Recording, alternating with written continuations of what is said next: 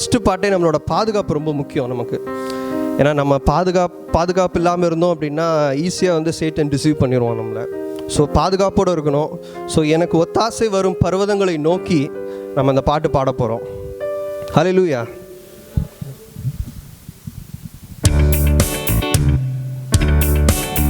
கைகளை தட்டி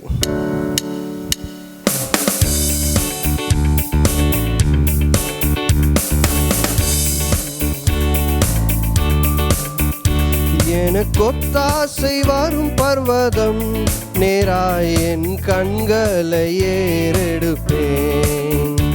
எனக்கு ஒத்தாசை வரும் பர்வதம் நேராய் என் கண்களை ஏறெடுப்பேன். திரும்பவும் எனக்கு ஒத்தாசை வரும் பர்வதம் நேராய் என் கண்களை ஏறெடுப்பேன். எனக்கு ஒத்தாசை வரும் பர்வதம் நேராய் என் கண்களை ஏறெடுப்பேன். வானமும் பூமியும் படைத்த வல்ல தேவனிடமிருந்தே, வானமும் பூமியும் படைத்த எண்ணுக்கடங்கா நன்மைகள் வருமே என் கண்கள் ஏறெடுப்பேன். எண்ணுக்கடங்கா நன்மைகள் வருமே என் கண்கள் ஏறெடுப்பேன். எனக்கு ஒத்தாசை வரும் பர்வதம் நேராய் என் கண்களை ஏறெடுப்பேன். எனக்கு ஒத்தாசை வரும் பர்வதம் நேராய் என் கண்களை ஏறெடுப்பேன். ஒரு நிமிஷம், நான் பாதுகாப்புக்காக ஜெபிக்க சொன்னா இவ்வளோ உருக்கமாக எல்லாம் நின்று ஜெபிச்சுட்டு இருக்கீங்க. சந்தோஷமாக ஜெபிக்கலாமே இல்லையா? ஹல்லேலூயா. கொஞ்சம் சத்தமா. எனக்கு ஒத்தாசை வரும் பர்வதம் நேராய் என் கண்களை ஏறெடுப்பேன்.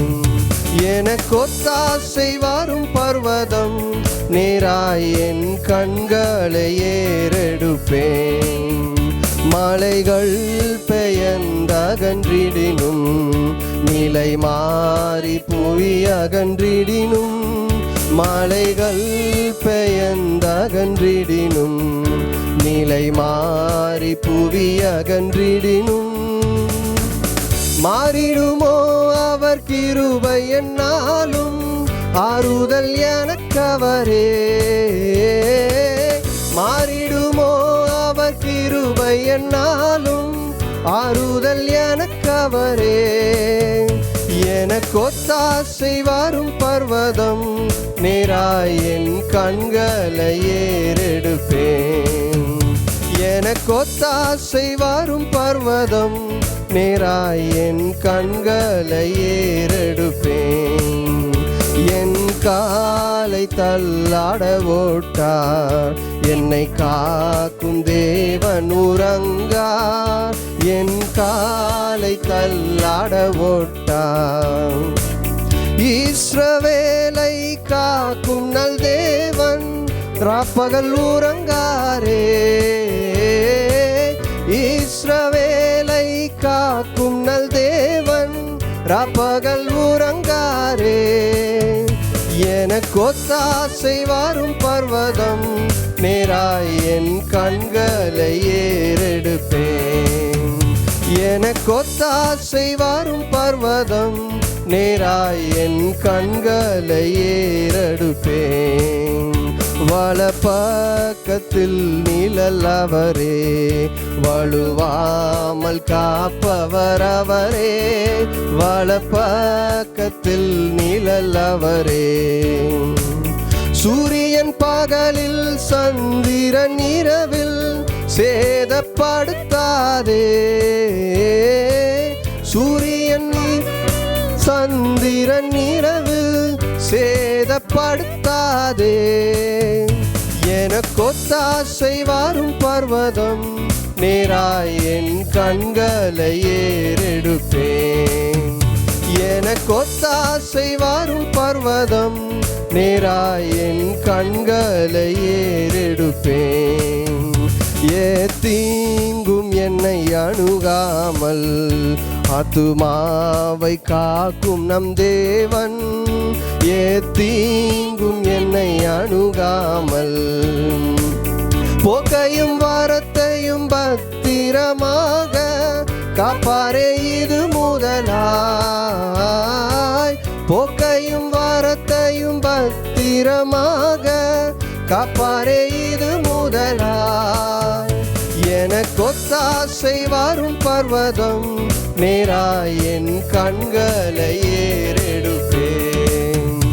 எனக்கொத்தாசை வரும் பர்வதம் நேராய் என் கண்களை ஏறெடுப்பேன். வானமும் பூமியும் வானமும் பூமியும் படைத்த வல்ல தேவனிடம் இருந்தே, வானமும் பூமியும் படைத்த எண்ணுக்கடங்கா நன்மைகள் வருமே, என் கண்கள் ஏறெடுப்பேன்.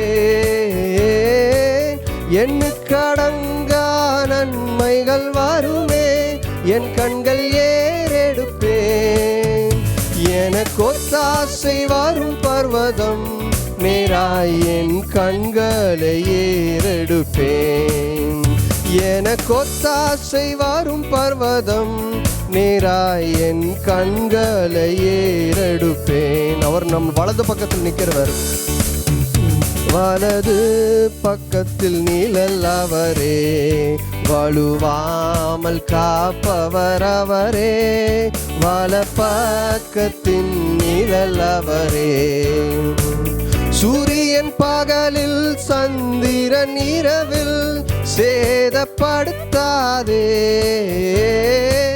சூரியன் பகலில் சந்திரன் இரவில் சேதப்படுத்தாதே. எனக்கொத்தாசை வரும் பர்வதம் நேராய் என் கண்களை ஏறெடுப்பேன். எனக்கொத்தாசை வரும் பர்வதம் நேராய் என் கண்களை ஏறெடுப்பேன். ஹல்லேலூயா. எல்லாம் ரொம்ப சீரியஸாக பாடிட்டு இருக்கீங்க. ஜாலியாக பாடுங்க. ஆராதிக்க வந்திருக்கோம், அவரை மகிமைப்படுத்த வந்திருக்கோம். எனக்கு தெரிஞ்சு பரலோகம் இப்படி பாடாதுன்னு நினைக்கிறேன், இல்லையா? பரலோகத்தில் தூதர்கள் இப்படிலாம் பாட மாட்டாங்க. அவங்க சந்தோஷமாக ஆரவாரமாக துதிச்சு பாடுவாங்க. ஸோ அதே போல் பரலோகம் மாதிரி இந்த அடைய நிரம்பணும் அப்படின்னா அது நம்ம கையில் தான் இருக்குது.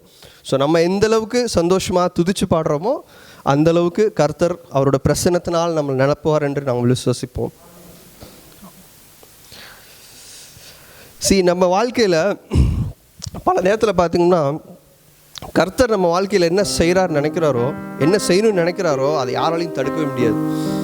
பக்கத்தில் பார்த்து கேளுங்களேன், உங்களால் தடுக்க முடியுமான்னு கேளுங்களேன். தில் இருக்கா? அது மாதிரி தான் கர்த்தர் செய்ய நினைத்ததை நம்ம வாழ்க்கையில் என்றைக்குமே தடுக்கவே முடியாது. ஹல்லேலூயா. அதை தான் பாட போகிறோம் நம்ம. Yes David. ஹல்லேலூயா.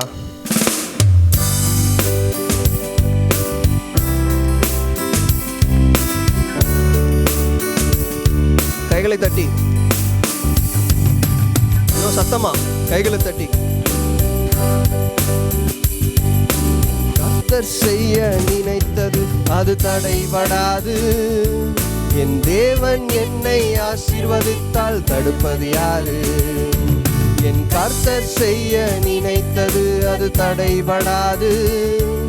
என் தேவன் என்னை ஆசீர்வதித்தால் தடுப்பது யாரு? நான்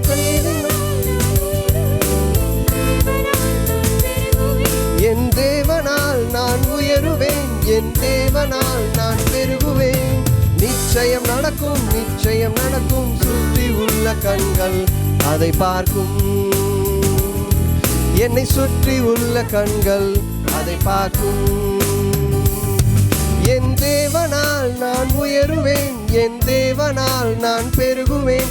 என் தேவனால் நான் உயருவேன், என் தேவனால் நான் பெருகுவேன். நிச்சயம் நடக்கும், நிச்சயம் நடக்கும். சுற்றி உள்ள கண்கள் அதை பார்க்கும். என்னை சுற்றி உள்ள கண்கள் அதை பார்க்கும். நான் கலங்கி நின்ற போது கலங்காதே என்றாரே.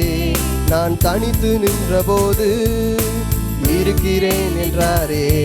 நான் கலங்கி நின்ற போது கலங்காதே என்றாரே. நான் தனித்து நின்ற போது இருக்கிறேன் என்றாரே. கர்த்தர் எந்தன் கரம் பிடித்து நான் உன்னை விட்டு விலகேன், நான் உன்னை என்றும் கைவிடேன் என்றாரே. கர்த்தர் எந்தன் கரம் பிடித்து நான் உன்னை விட்டு விலகேன், நான் உன்னை என்றும் கைவிடேன் என்றாரே. என் தேவனால் நான் உயருவேன், என் தேவனால் நான் பெருகுவேன், என் தேவனால் நான் உயருவேன், என் தேவனால் நான் பெருகுவேன். நிச்சயம் நடக்கும், நிச்சயம் நடக்கும், சுற்றி உள்ள கண்கள் அதை பார்க்கும். என்னை சுற்றி உள்ள கண்கள் அதை பார்க்கும். நான் முடியாதென்ற போது முடியும் என்றாரே. நான் மனம் தளர்ந்த போது திடன் கொள் என்றாரே. நான் முடியாதென்ற போது முடியும் என்றாரே. நான் மனம் தளர்ந்த போது திடன் கொள் என்றாரே. கர்த்தர் எந்தன் அருகில் நின்று நான் உனக்காயாவும் செய்வேன், உன் தேவை பார்த்து கொள்வேன் என்றாரே. கர்த்தர் எந்தன் அருகில் நின்று நான் உனக்காயாவும் செய்வேன், உன் தேவை பார்த்து கொள்வேன் என்றாரே. என் தேவனால் நான் உயருவேன், என் தேவனால் நான் பெருகுவேன், என் தேவனால் நான் உயருவேன், என் தேவனால் நான் பெருகுவேன். நிச்சயம் நடக்கும், நிச்சயம் நடக்கும், சுற்றி உள்ள கண்கள் அதை பார்க்கும். என்னை சுற்றி உள்ள கண்கள் அதை பார்க்கும். திரும்பவும் என் தேவனால் நான் உயருவேன், என் தேவனால் பருகுவேன், என் தேவனால் நான் உயருவேன், என் தேவனால் நான் பெருகுவேன். நிச்சயம் நடக்கும், நிச்சயம் நடக்கும், சுற்றி உள்ள கண்கள் அதை பார்க்கும். என்னை சுற்றி உள்ள கண்கள் அதை பார்க்கும். என் கர்த்தர் செய்ய நினைத்தது அது தடைபடாது. என் தேவன் என்னை ஆசீர்வதித்தால் தடுப்பது யாரு? என் கர்த்தர் செய்ய நினைத்தது அது தடைபடாது. என் தேவன் என்னை ஆசீர்வதித்தால் தடுப்பது யாரு? என் தேவனால் நான் உயருவேன், என் தேவனால் நான் பெருகுவேன், என் தேவனால் நான் உயருவேன், என் தேவனால் நான் பெருகுவேன். நிச்சயம் நடக்கும், நிச்சயம் நடக்கும், சுற்றி உள்ள கண்கள் அதை பார்க்கும். என்னை சுற்றி உள்ள கண்கள் அதை பார்க்கும். திரும்பவும் என் தேவனால் நான் உயருவேன், என் தேவனால் நான் பெருகுவேன், என் தேவனால் நான் உயருவேன், என் தேவனால் நான் பெருகுவேன். நிச்சயம் நடக்கும், நிச்சயம் நடக்கும், சுற்றி உள்ள கண்கள் அதை பார்க்கும். என்னை சுற்றி உள்ள கண்கள் அதை பார்க்கும். விசுவாசத்தோடு சொல்லுங்க. என் தேவனால் நான் உயருவேன், என் தேவனால் நான் பெருகுவேன், என் தேவனால் நான் உயருவேன், என் தேவனால் நான் பெருகுவேன். நிச்சயம் நடக்கும், நிச்சயம் நடக்கும், சுற்றி உள்ள கண்கள் அதை பார்க்கும். என்னை சுற்றி உள்ள கண்கள் அதை பார்க்கும். இன்னும் விசுவாசமா சொல்லுங்க. என் தேவனால் முன்னேறுவேன், என் தேவனால் மதிலை தாண்டுவேன், என் தேவனால் முன்னேறுவேன், என் தேவனால் மதிலை தாண்டுவேன். நிச்சயம் நடக்கும், நிச்சயம் நடக்கும், சுற்றி உள்ள கண்கள் அதை பார்க்கும். என்னை சுற்றி உள்ள கண்கள் அதை பார்க்கும். நான் கலங்கி நின்ற போது கலங்காதே என்றாரே. நான் தனித்து நின்ற போது இருக்கிறேன் என்றாரே. நான் கலங்கி நின்ற போது கலங்காதே என்றாரே. நான் தனித்து நின்ற போது இருக்கிறேன் என்றாரே. கர்த்தர் எந்தன் கரம் பிடித்து நான் உன்னை விட்டு விலகேன், நான் உன்னை என்றும் கைவிடேன் என்றாரே. கர்த்தர் எந்தன் கரம் பிடித்து நான் உன்னை விட்டு விலகேன், நான் உன்னை என்றும் கைவிடேன் என்றாரே. என் தேவனால் முன்னேறுவேன், என் தேவனால் மதிலை தாண்டுவேன், என் தேவனால் முன்னேறுவேன், என் தேவனால் மதிலை தாண்டுவேன். நிச்சயம் நடக்கும், நிச்சயம் நடக்கும், சுற்றி உள்ள கண்கள் அதை பார்க்கும், என்னை சுற்றி உள்ள கண்கள் அதை பார்க்கும். பாருங்க, இந்த மாதிரி நம்ம விசுவாசமா சொல்லணும் எப்போதும். ஆமென். நம்ம நினைக்கிற ஏதோ ஒன்று நடக்கிறப்ப தான் நம்ம ஓகே நம்ம புகழ்கிறோம், அவரை ஆராதிக்கிறோம், மகிமைப்படுத்துகிறோம். அது மாத்திரம் இருக்கக்கூடாது. நம்ம வாழ்க்கையில் ஒன்றுமே இல்லைன்னா கூட அவரை உயர்த்த வேண்டும், அவரை புகழ வேண்டும், அவரை ஆராதிக்க வேண்டும், அவரை மகிமைப்படுத்த வேண்டும்.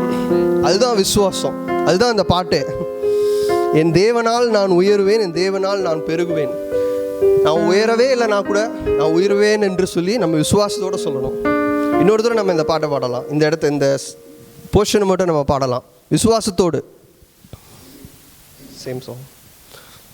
என் தேவனால் நான் உயருவேன், என் தேவனால் நான் பெருகுவேன், என் தேவனால் நான் உயருவேன், என் தேவனால் நான் பெருகுவேன். நிச்சயம் நடக்கும், நிச்சயம் நடக்கும், சுற்றி உள்ள கண்கள் அதை பார்க்கும், என்னை சுற்றி உள்ள கண்கள் அதை பார்க்கும். என் தேவனால் முன்னேறுவேன், என் தேவனால் மதிலை தாண்டுவேன், என் தேவனால் முன்னேறுவேன், என் தேவனால் மதிலை தாண்டுவேன். நிச்சயம் நடக்கும், நிச்சயம் நடக்கும், சுற்றி உள்ள கண்கள் அதை பார்க்கும், என்னை சுற்றி உள்ள கண்கள் அதை பார்க்கும். கர்த்தர் செய்ய நினைத்தது அது தடைபடாது, என் தேவன் என்னை ஆசீர்வதித்தால் தடுப்பது யாரு?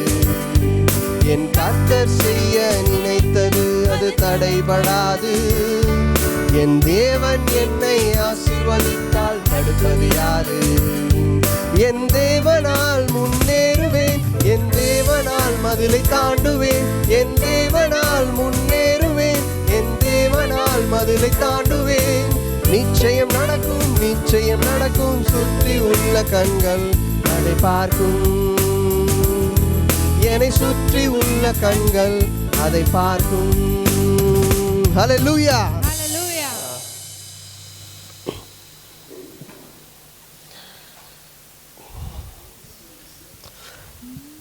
எல்லா சூழ்நிலையிலுமே தேவன் நம்ம கூட இருந்தால் நினச்சி பாருங்களேன். நம்ம காலையில் எழுந்திரிக்கிறோம், ரெஃப்ரெஷ் பண்ணுறோம், சாப்பிட்றோம், அதுக்கப்புறம் வாகனத்தை எடுத்து நம்ம ஆஃபீஸ் போகிறோம், இல்லை ஸ்கூலுக்கு போகிறோம், காலேஜ் போகிறோம். Just think, every minute every second நம்ம கூட ஒருத்தர் வந்துக்கிட்டே இருந்தார்னா நமக்கு எப்படி இருக்கும்? லைக் ஒரு சேஃபாக தோணும் இல்லையா? நம்ம கூட ஒருத்தர் இருக்கார், எது வந்தாலும் டக்குன்னு அவர் பிளாக் பண்ணிடுவார். எந்த ஒரு விஷயம் நம்மளை, எந்த ஒரு ஆயுதம் நம்மளை எதிராக வந்தாலும் டக்குன்னு அப்படி முன்னாடி நின்றுவார். ஸோ அந்த மாதிரி ஒரு சூழ்நிலை இருக்கும் பொழுது நம்மளுக்கு எவ்வளோ ஒரு தைரியமாக இருக்கும், எவ்வளோ ஒரு சந்தோஷமாக இருக்கும் இல்லையா?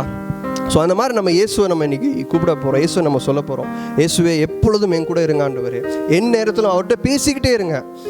எந்த நேரத்தில் எந்த சூழ்நிலையிலும் அவர் நம்ம கூட இருக்கணும் என்று நம்ம விசுவசிக்க வேண்டும், நம்ம முயற்சி எடுக்க வேண்டும். அதான் அந்த பாட்டு. நம்ம கண்ணீரிலும், காயப்பட்ட நேரத்திலும், வியாதியின் நேரத்திலும், சோதனை நேரத்திலும், இருளான நேரத்திலும் தேவன் நம்ம கூட இருக்க வேண்டும் என்று நாம் விரும்ப வேண்டும்.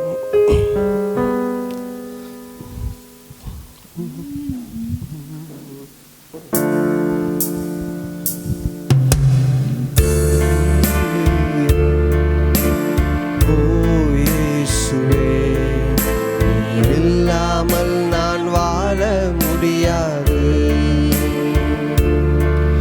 என் பக்கத்திலே இரும் ஓ இயேசுவே, நீ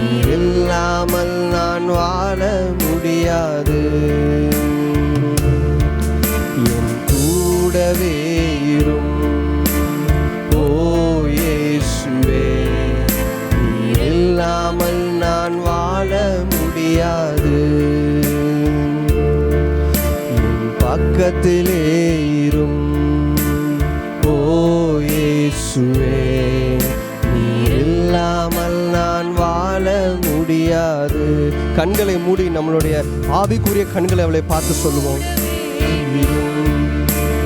ஓ இயேசுவே, நீர் இல்லாமல் நான் வாழ முடியாது. நம்மளுடைய எல்லா சூழ்நிலைகளையும் நினைத்து சொல்லுங்க.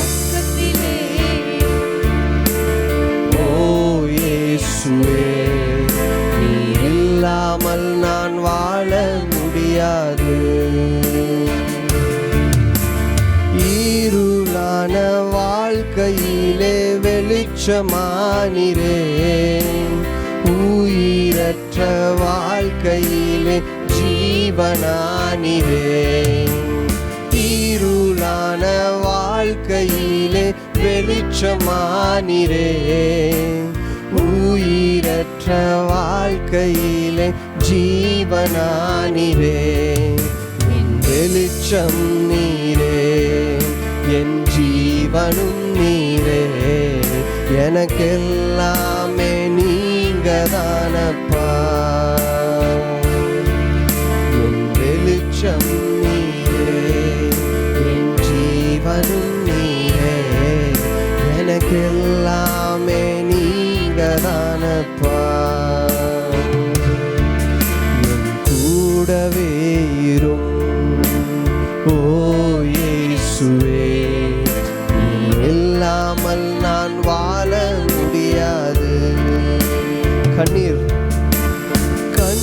சிந்தும் நேரத்தில் நீ தாயுமானிரே, காயப்பட்ட நேரத்தில் நீ தகப்பனானிரே. கண்ணீர் சிந்தும் நேரத்தில் நீ தாயுமானிரே, காயப்பட்ட நேரத்தில் நீ தகப்பனானிரே.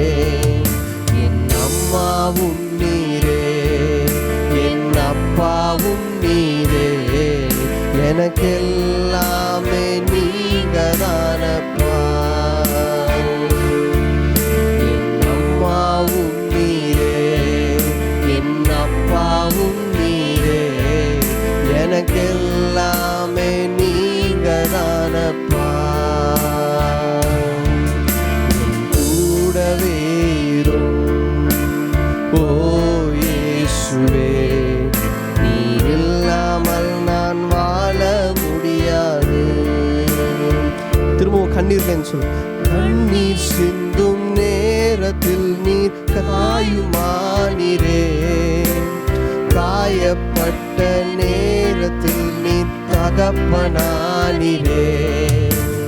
கண்ணீர் சிந்தும் நேரத்தில் நீ காயுமானிரே, காயப்பட்ட நேரத்தில் நீ தகப்பனானிரே. அம்மாவும் நீரே, என் அப்பாவும் நீரே, எனக்கெல்லாமே நீங்கதானப்பா. என் அம்மாவும் நீரே, என் அப்பாவும் நீரே, எனக்கெல்லாமே நீங்கதானப்பா. வியாதியின் நேரத்தில், வியாதியின் நேரத்தில் வைத்தியரானிரே, சோதனை நேரத்தில் நண்பரானிரே. வியாதியின் நேரத்தில் வைத்தியரானிரே, சோதனை நேரத்தில் நண்பரானிரே. என் வைத்தியர் நீரே, என் நண்பரும் நீரே, எனக்கெல்லாமே நீங்கதானப்பா. என் வைத்தியர் நீரே, என் நண்பரும் நீரே, எனக்கெல்லாமே நீங்கதானப்பா. என் அம்மாவும் நீரே, என் அம்மாவும் நீரே, என் அப்பாவும் நீரே, எனக்கெல்லாமே நீங்கதானப்பா. என் வெளிச்சம் நீரே, என் வெளிச்சம் நீரே, என் ஜீவனும் நீரே, எனக்கெல்லாமே நீங்க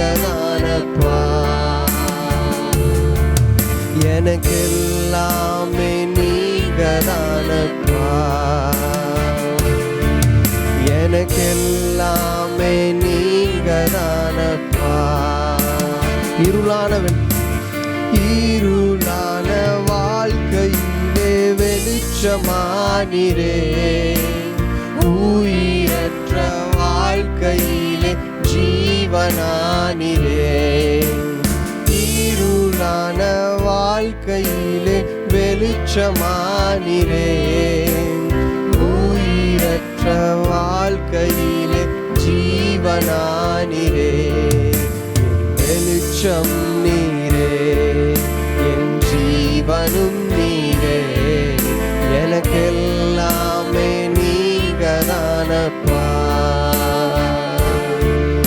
என் வெளிச்சம் நீரே, என் ஜீவனும் நீரே, எனக்கெல்லாமே நீங்கதானப்பா,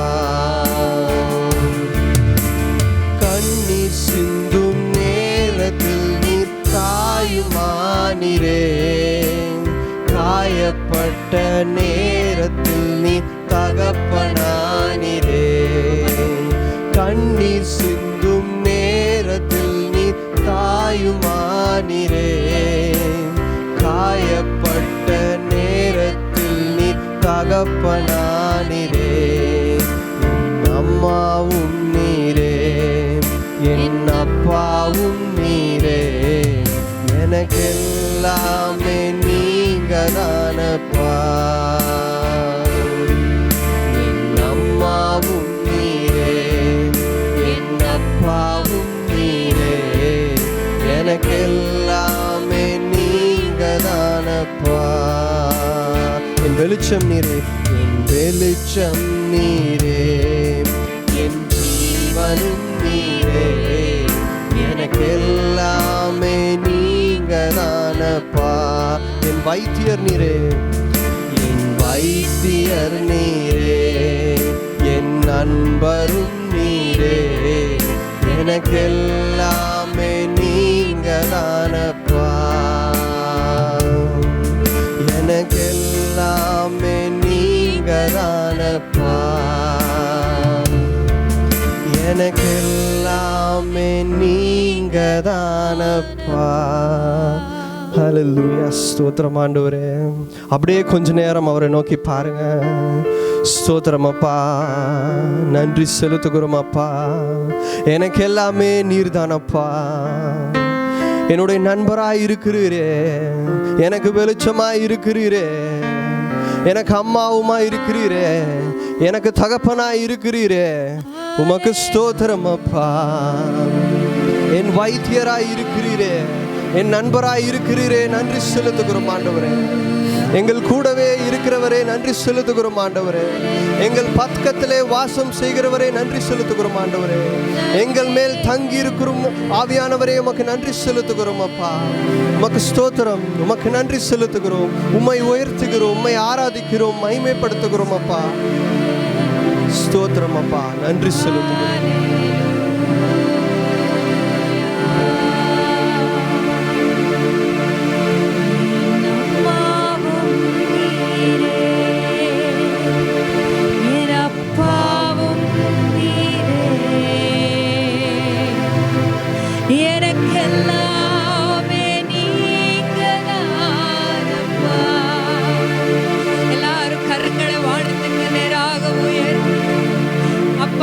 சொல்லுங்க, ஆண்டவர் தான் நமக்கு எல்லாமா இருக்கிறார்.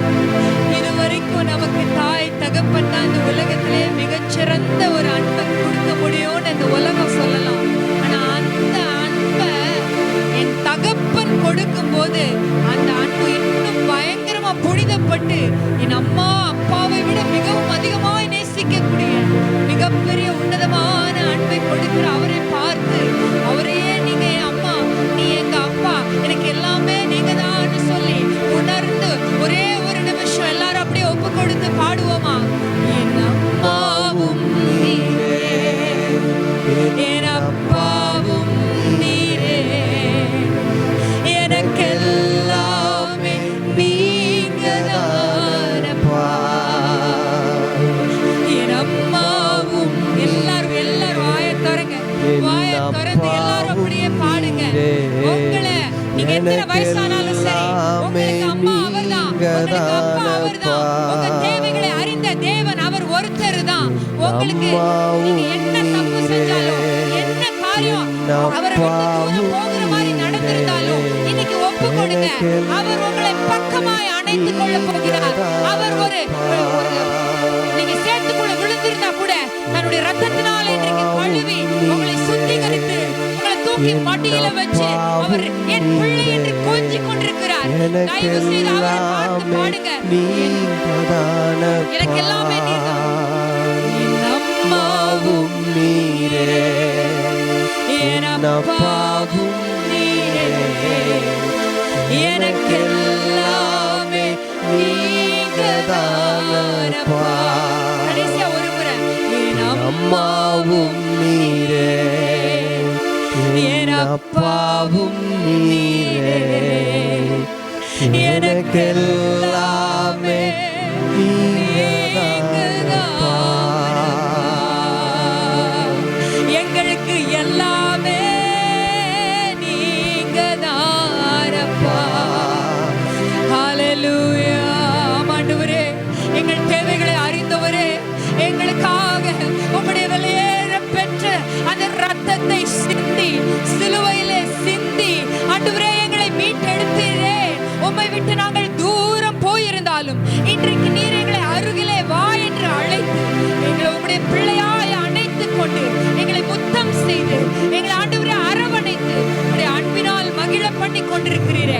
இந்த உலகத்தில் எங்களுக்கு தாயும் தகப்பனும் இல்லாம போனா கூட நீர் எங்களுக்கு தாயாய் இருக்கிறீர், நீர் எங்களுக்கு தகப்பனாய் இருக்கிறீர், எங்களுக்கு செல்வமாய் இருக்கிறீர், எங்களுக்கு வெளிச்சமாய் இருக்கிறீர், எங்களுக்கு ஜீவனாய் இருக்கிறீர், எங்களுக்கு எல்லாவற்றிற்கும் எல்லாமாய் இருக்கிறீர். ஆண்டவர், உம்முடைய கரங்களில் எங்க வாழ்க்கையை அர்ப்பணிக்கிறோம். உம்முடைய கரங்களில் எங்கள் வாழ்க்கையை அர்ப்பணிக்கிறோம். தொடர்ந்து மீதமான வேலையை பொறுப்பெடுத்துக் கொள்ளுங்க சுவாமி. உம்முடைய பிரசன்னம் எங்களை மூடுவோம். இயேசுவின் நாமத்தில் இந்த ஆராதனை உம்முடைய கரங்களில் ஒப்புக் கொடுக்கிறோம் பிதாவே. நம்ம யாவரும் அப்படியே அமர்ந்து கொள்ளலாம்.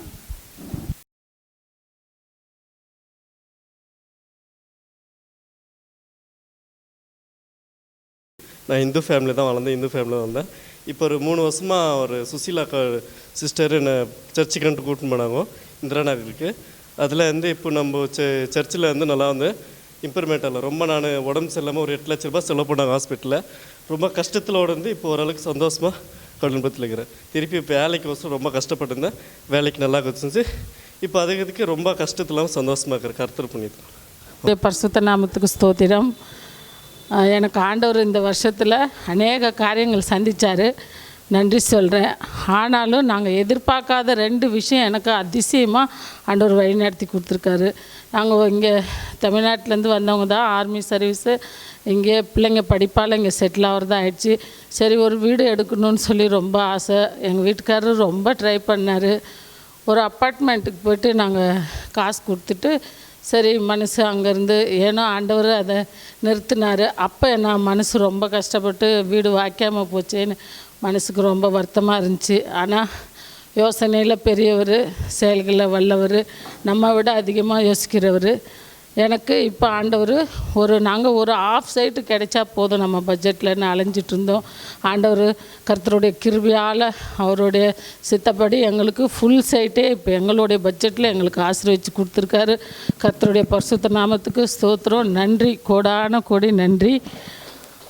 அப்புறம் கடை வந்து நான் ஒரு சின்ன டைலரிங் கடை வச்சுக்கிட்டு அதில் அப்படி நான் பண்ணிகிட்டு இருந்தேன்.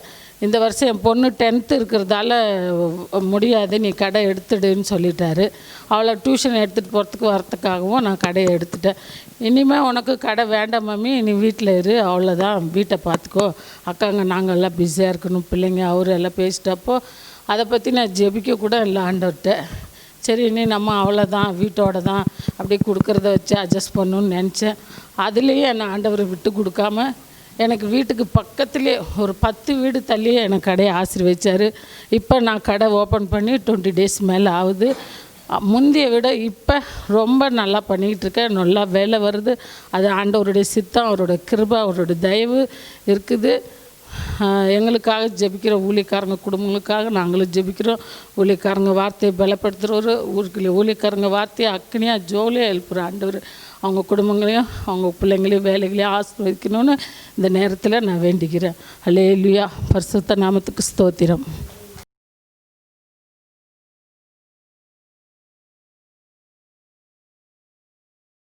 Thank the Lord for all the wondrous works Lord has done in His children's life. தேவன் அவருடைய பிள்ளைகளுடைய வாழ்க்கையிலே அதிசயமான காரியங்களை செய்ததற்காக தேவனுக்கு நான் நன்றி செலுத்துகிறேன். We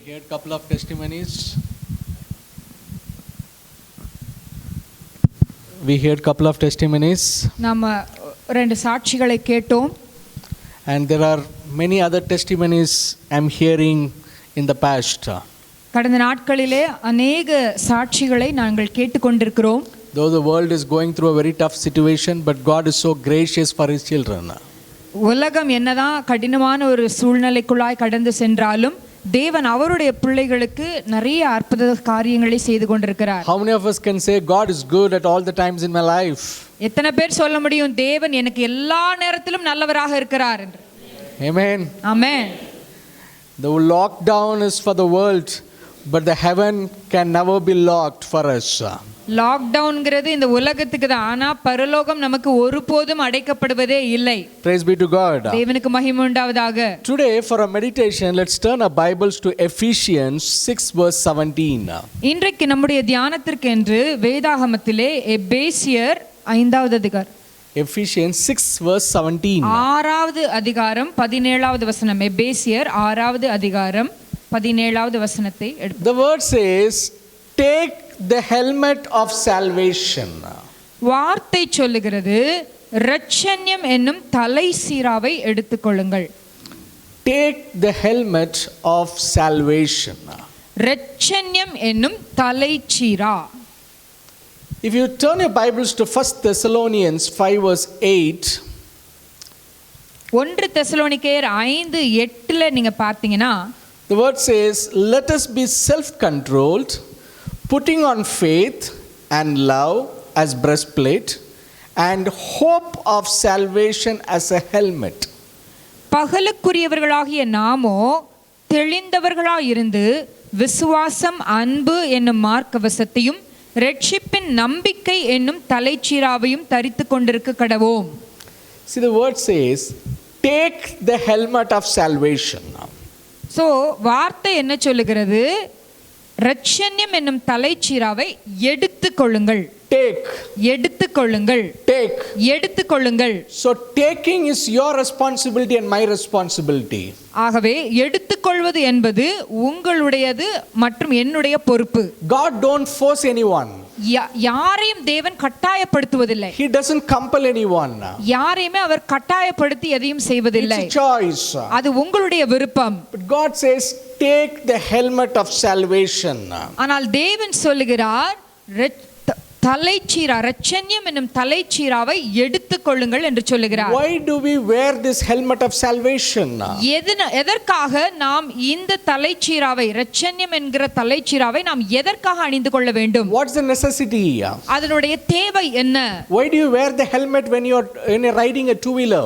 நீங்க ஒரு இருசக்கர வாகனத்திலே பயணிக்கும் பொழுது எதற்காக தலைச்சீராவை அணிந்து கொள்ளுகிறீர்கள்? Someone might say, brother, because the traffic police catch and take money.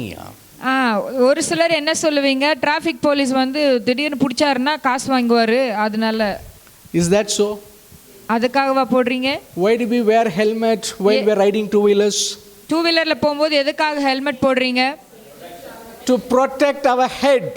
நம்முடைய தலையை பாதுகாப்பதற்காக தலைக்கவசம் அணிகிறோம். By chance if we meet with an accident, ஒருவேளை நாம ஏதாவது விபத்துக்குள்ளாக நேரிடும் போது, if a head gets hit, நம்முடைய தலையில அடிபட்டா, it might that it could lead to spot death.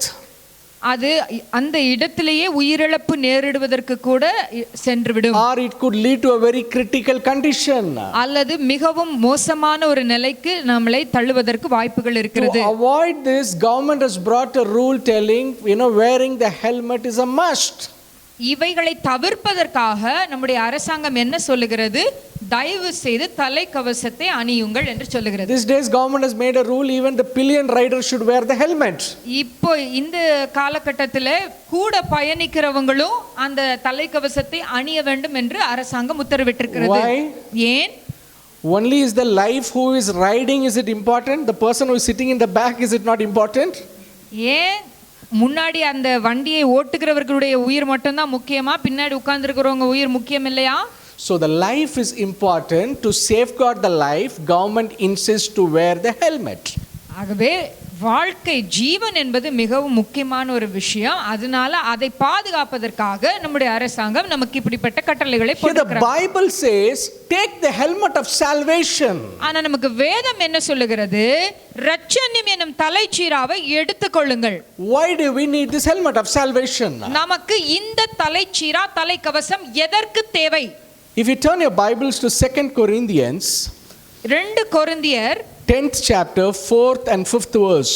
10வது அதிகாரம் 3-4 வசனம். 4th and 5th verse. 4-5 வசனம். The word says, for the weapons of our warfare are not carnal, but mighty through God to pulling down of strongholds, casting down imaginations, and every high thing that exalt itself against the knowledge of God, and bringing into captivity every thought to the obedience of Christ. எங்களுடைய போராயுதங்கள் மாம்சத்துக்கு ஏற்றவைகளாய் இராமல் அரண்களை நிர்மூலமாக்குகிறதற்கு தேவ பலமுள்ளவைகளாய் இருக்கிறது. அவைகளால் நாங்கள் தர்க்கங்களையும் தேவனை அறிகிற அறிவுக்கு விரோதமாய் எழும்புகிற எல்லா மேட்டிமையையும் நிர்மூலமாக்கி எந்த எண்ணத்தையும் கிறிஸ்துவுக்கு கீழ்ப்படிய சிறைப்படுத்துகிறவர்களாய் இருக்கிறோம். Word says the weapons of our warfare is not carnal. Carnal means is not worldly, not fleshly. வேதம் என்ன சொல்லுகிறது? நாம போர் செய்கிற போராயுதங்கள் மாம்சத்திற்கேற்றவைகள் அல்ல என்று சொல்லுகிறது. Amen. Amen. At times at homes there could be some peacelessness, some misunderstanding, some troubles at home. பல நேரங்களிலே நம்முடைய குடும்பங்களில் வீட்டில் பிரச்சனைகள் நிறைய இருக்கும். Between husband and wife. சமாதானமின்மை இருக்கும், சில போராட்டங்கள் இருக்கும். So what weapon do you use? அப்போ நம்ம எந்த ஆயுதத்தை பயன்படுத்துவோம்? Wives use some spoons and other things, is it? மனைவிமாரெல்லாம் கரண்டிகளை எல்லாம் பயன்படுத்துறோமா? So if wife is taking spoon, then husband takes some screwdriver and other things, and is that the weapon to fight? மனைவி கரண்டியை தூக்குனா கணவன் கூரான ஆயுதங்களை எடுத்து சண்டை போட முயற்சி பண்றாங்களா? At the heat of the argument, the husband hits. Is that the way? சில நேரங்கள்ல ரொம்ப வாக்குவாதம் முத்தி போச்சுன்னா என்ன ஆயிடுது? கணவன்மார் அப்படி கையை ஓங்கி அடிக்க போயிடுறாங்க. இதுதானா சரியான விதம்? Bible says the weapon of the warfare is not carnal. ஆனால் வேதம் என்ன சொல்லுகிறது? நம்முடைய போராயுதங்கள் மாம்சத்துக்கு ஏற்றவைகள் அல்ல என்று சொல்லுகிறது.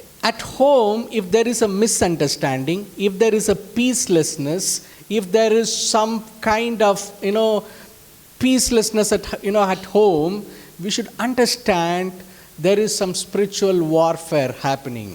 நம்முடைய வீடுகளிலே சில பிரச்சனைகள் வரும்போது ஒரு சமாதானமின்மை, நல்ல புரிந்து கொள்ள முடியாத புரிந்து கொள்ளுதலிலே வேறுபாடுகள், இப்படிப்பட்ட சூழ்நிலை வரும் பொழுது நாம் ஒன்றை நன்றாய் புரிந்து கொள்ள வேண்டும். அது ஆவிக்குரிய ஒரு யுத்தம் அங்கே நடக்கிறது என்பதை புரிந்து கொள்ள வேண்டும். The word says pulling down the stronghold. Pulling down the stronghold. பலமாய் கட்டப்பட்டிருக்கிறதை நாம இழுக்கிறோம். The stronghold, where is it been created? It's created in the mind.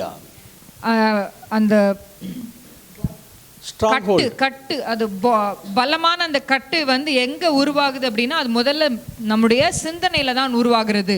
So what Satan wants to do with our minds? பிசாசு நம்முடைய சிந்தையை வைத்து என்ன செய்ய வேண்டும் என்று நினைக்கிறான்? First, Satan wants to capture our mind. முதலாவது நம்முடைய சிந்தையை அவன் சிறை பிடிக்க வேண்டும் என்று நினைக்கிறான். Second, he wants to control. இரண்டாவது அந்த சிந்தையை ஆளுகை செய்ய வேண்டும் என்று நினைக்கிறான். Third, he wants to corrupt that mind. மூன்றாவது அந்த சிந்தையை கரைபடிய செய்ய வேண்டும் என்று நினைக்கிறான். Amen. Amen. Understand, every imagination, is being born in our mind. நம்முடைய ஒவ்வொரு கற்பனையும் நம்முடைய சிந்தனையில தான் உருவாகிறது. So mind is basically the back, it is a battleground. ஆகவே நம்முடைய சிந்தை தான் அடிப்படையிலே போர்க்களம். The spiritual warfare happens at mind. இந்த ஆவிக்குரிய யுத்தம் என்பது நம்முடைய சிந்தனையில் தான் நடக்கிறது. So Satan, what he does, first he wants to capture our mind. ஆகவே சாத்தான் முதலாவது எதை செய்ய விரும்புகிறான்? நம்முடைய சிந்தையை சிறைப்பிடிக்க எண்ணுகிறான். In every war you could see, every individual wants to capture the territory and hold it. ஒவ்வொரு யுத்தத்திலையும் பாத்தீங்கன்னா அந்த தனிப்பட்ட நபர் யார் எதிர்த்து போராடுகிறாங்களோ அவங்க என்ன செய்ய நினைக்கிறாங்க? அந்த எல்லையை முற்றுகையிட தான் விரும்புகிறாங்க. See, now you could see in newspapers, media, everywhere, there's a misunderstanding or war situation between India and China. நம்ம செய்தித்தாள்களிலே சில செய்திகளிலே நம்ம கேட்கிறோம் இந்தியாவுக்கும் சைனாவுக்குமான போர் நடக்கிற காரியங்களை குறித்து நாம பார்க்கிறோம். What's the problem between these two countries? இந்த இரண்டு நாடுகளுக்கு இடையில என்னதான் பிரச்சனை? China wants to capture our space. சீனா நாடுக்கு நம்முடைய தேசத்தில் இருக்கிற ஒரு பகுதியை பிடித்துக் கொள்ள வேண்டும் என்று அவர்கள் நினைக்கிறார்கள். So they are sending their troops and capturing our space. நம்முடைய நாட்டின் பகுதியை அவங்க பிடித்துக் கொள்வதற்கு அவங்களுடைய படைகளை அனுப்புறாங்க. To defend it, India is sending more troops and they are making China's troops to go back. இப்ப இதை எதிர்ப்பதற்காக இந்தியா என்ன செய்கிறார்கள்? நம்முடைய நாட்டிலிருந்து ஒரு மிகப்பெரிய படையை அனுப்பி அவர்களுடைய படையை பின்னுக்கு தள்ளுகிறார்கள். And also to teach them the lesson, India also what they did, they send our troops into their space. அவர்களுக்கு ஒரு பாடத்தை கற்பிக்க இந்தியா என்ன செய்தது? நம்முடைய படையை இன்னும் அவர்களுடைய தேசத்தை அந்த எல்லையை தாண்டி போகிறதற்கு அவர்கள் செய்கிறார்கள். What's the problem between India and Pakistan? இந்தியாவுக்கும் பாகிஸ்தானுக்கும் என்ன பிரச்சனை? Is the religion the problem? அங்க இருக்கிற மத பிரச்சனையா? They want to capture, both of us want to capture the space. ரெண்டு பேருக்கும் அந்த ஒரு பகுதி வேணும், அதுதான் பிரச்சனையே. So always the enemy, the first thing he wants to do is he wants to capture the space. எப்போதுமே எதிரியானவனுக்கு தேவை என்னவென்றால் அவன் உங்களுடைய இடத்தை பிடிச்சுக்கணும், அதுதான் அவனுக்கு தேவை. So the spiritual battle is fought to capture a mind and control it. ஆகவே ஆவிக்குரிய யுத்தம் என்பது என்ன நடக்கிறது? ஆவிக்குரிய அந்த சிந்தனையில ஒரு பெரிய இடத்தை அவன் பிடிச்சுக்கணும், அதுக்கு தான் அவன் போராடுறான். If you turn your Bibles to Proverbs 23 verse 7, நீதிமொழிகள் 23வது அதிகாரம் 7வது வசனத்தை பாருங்கள். the word says, for as a man thinks in his heart, so is he. Proverbs 23 verse 7. அவன் இருதயத்தின் நினைவு எப்படியோ அப்படியே அவன் இருக்கிறான். For as a man thinks in his heart, so is he. இருதயத்தில் அவன் எப்படி நினைக்கிறானோ அப்படியே தான் அவன் இருப்பான்னு சொல்லுது வசனம். The devil knows what you think about is what you become. பிசாசுக்கு நன்றாய் தெரியும் நீங்க எதை ரொம்ப சிந்திச்சிட்டே இருக்கிறீங்களோ அப்படித்தான் நீங்க இருப்பீங்க அப்படின்னு பிசாசு தெரியும் அவனுக்கு. So what you think is what you become. நீங்க எதை எண்ணுகிறீர்களோ அப்படியாகத்தான் நீங்க மாறுகிறீர்கள். Bible says you are as you think. நீங்க எப்படி இருக்கிறீங்கன்னா நீங்க எதை சிந்திக்கிறீங்களோ அப்படித்தான் நீங்க இருக்கிறீங்கன்னு வேதமும் சொல்லுகிறது. Man, Bible says as a man thinks in his heart, so is he. வேதம் என்ன சொல்லுகிறது? அவன் இருதயத்தின் நினைவு எப்படியோ அப்படியே அவன் இருக்கிறான். Amen. Amen. See, by dressing well, by wearing some good dress, that does not, define you. நீங்க ரொம்ப அழகான ஒரு ஆடை உடுத்திக் கொள்வதால நீங்க இப்படிப்பட்டவர் என்பது அடையாளமாக மாறுகிறது அல்ல. Your education qualification doesn't define you. நீங்க இப்படிப்பட்ட ஒரு படிப்பு இவ்வளோ படிச்சிருக்கீங்க அப்படிங்கிறதுனால உங்களுடைய கேரக்டர் இப்படிதான்னு யாருமே உருவகப்படுத்த முடியாது. What defines you as per the Bible is, what you think is you. வேதத்தின் படியாக நீங்க எப்படின்னா உங்க இருதயத்தின் நினைவு எப்படியோ அப்படித்தான் நீங்கள் இருக்கிறீர்கள் என்று வேதம் விளக்குகிறது. So your thoughts determine your actions. ஆகவே உங்களுடைய சிந்தைகள் உங்களுடைய செயல்களை குறிக்கிறவைகளா இருக்கிறது. Your thoughts determines the devotion and the ambition. உங்களுடைய சிந்தைகள் தான் உங்களுடைய நோக்கங்கள் லட்சியங்களை உருவாக்குகிறது. If you turn your Bibles to Mark 7 verse 21 to 23. Mark 7வது அதிகாரம் 21 to 23.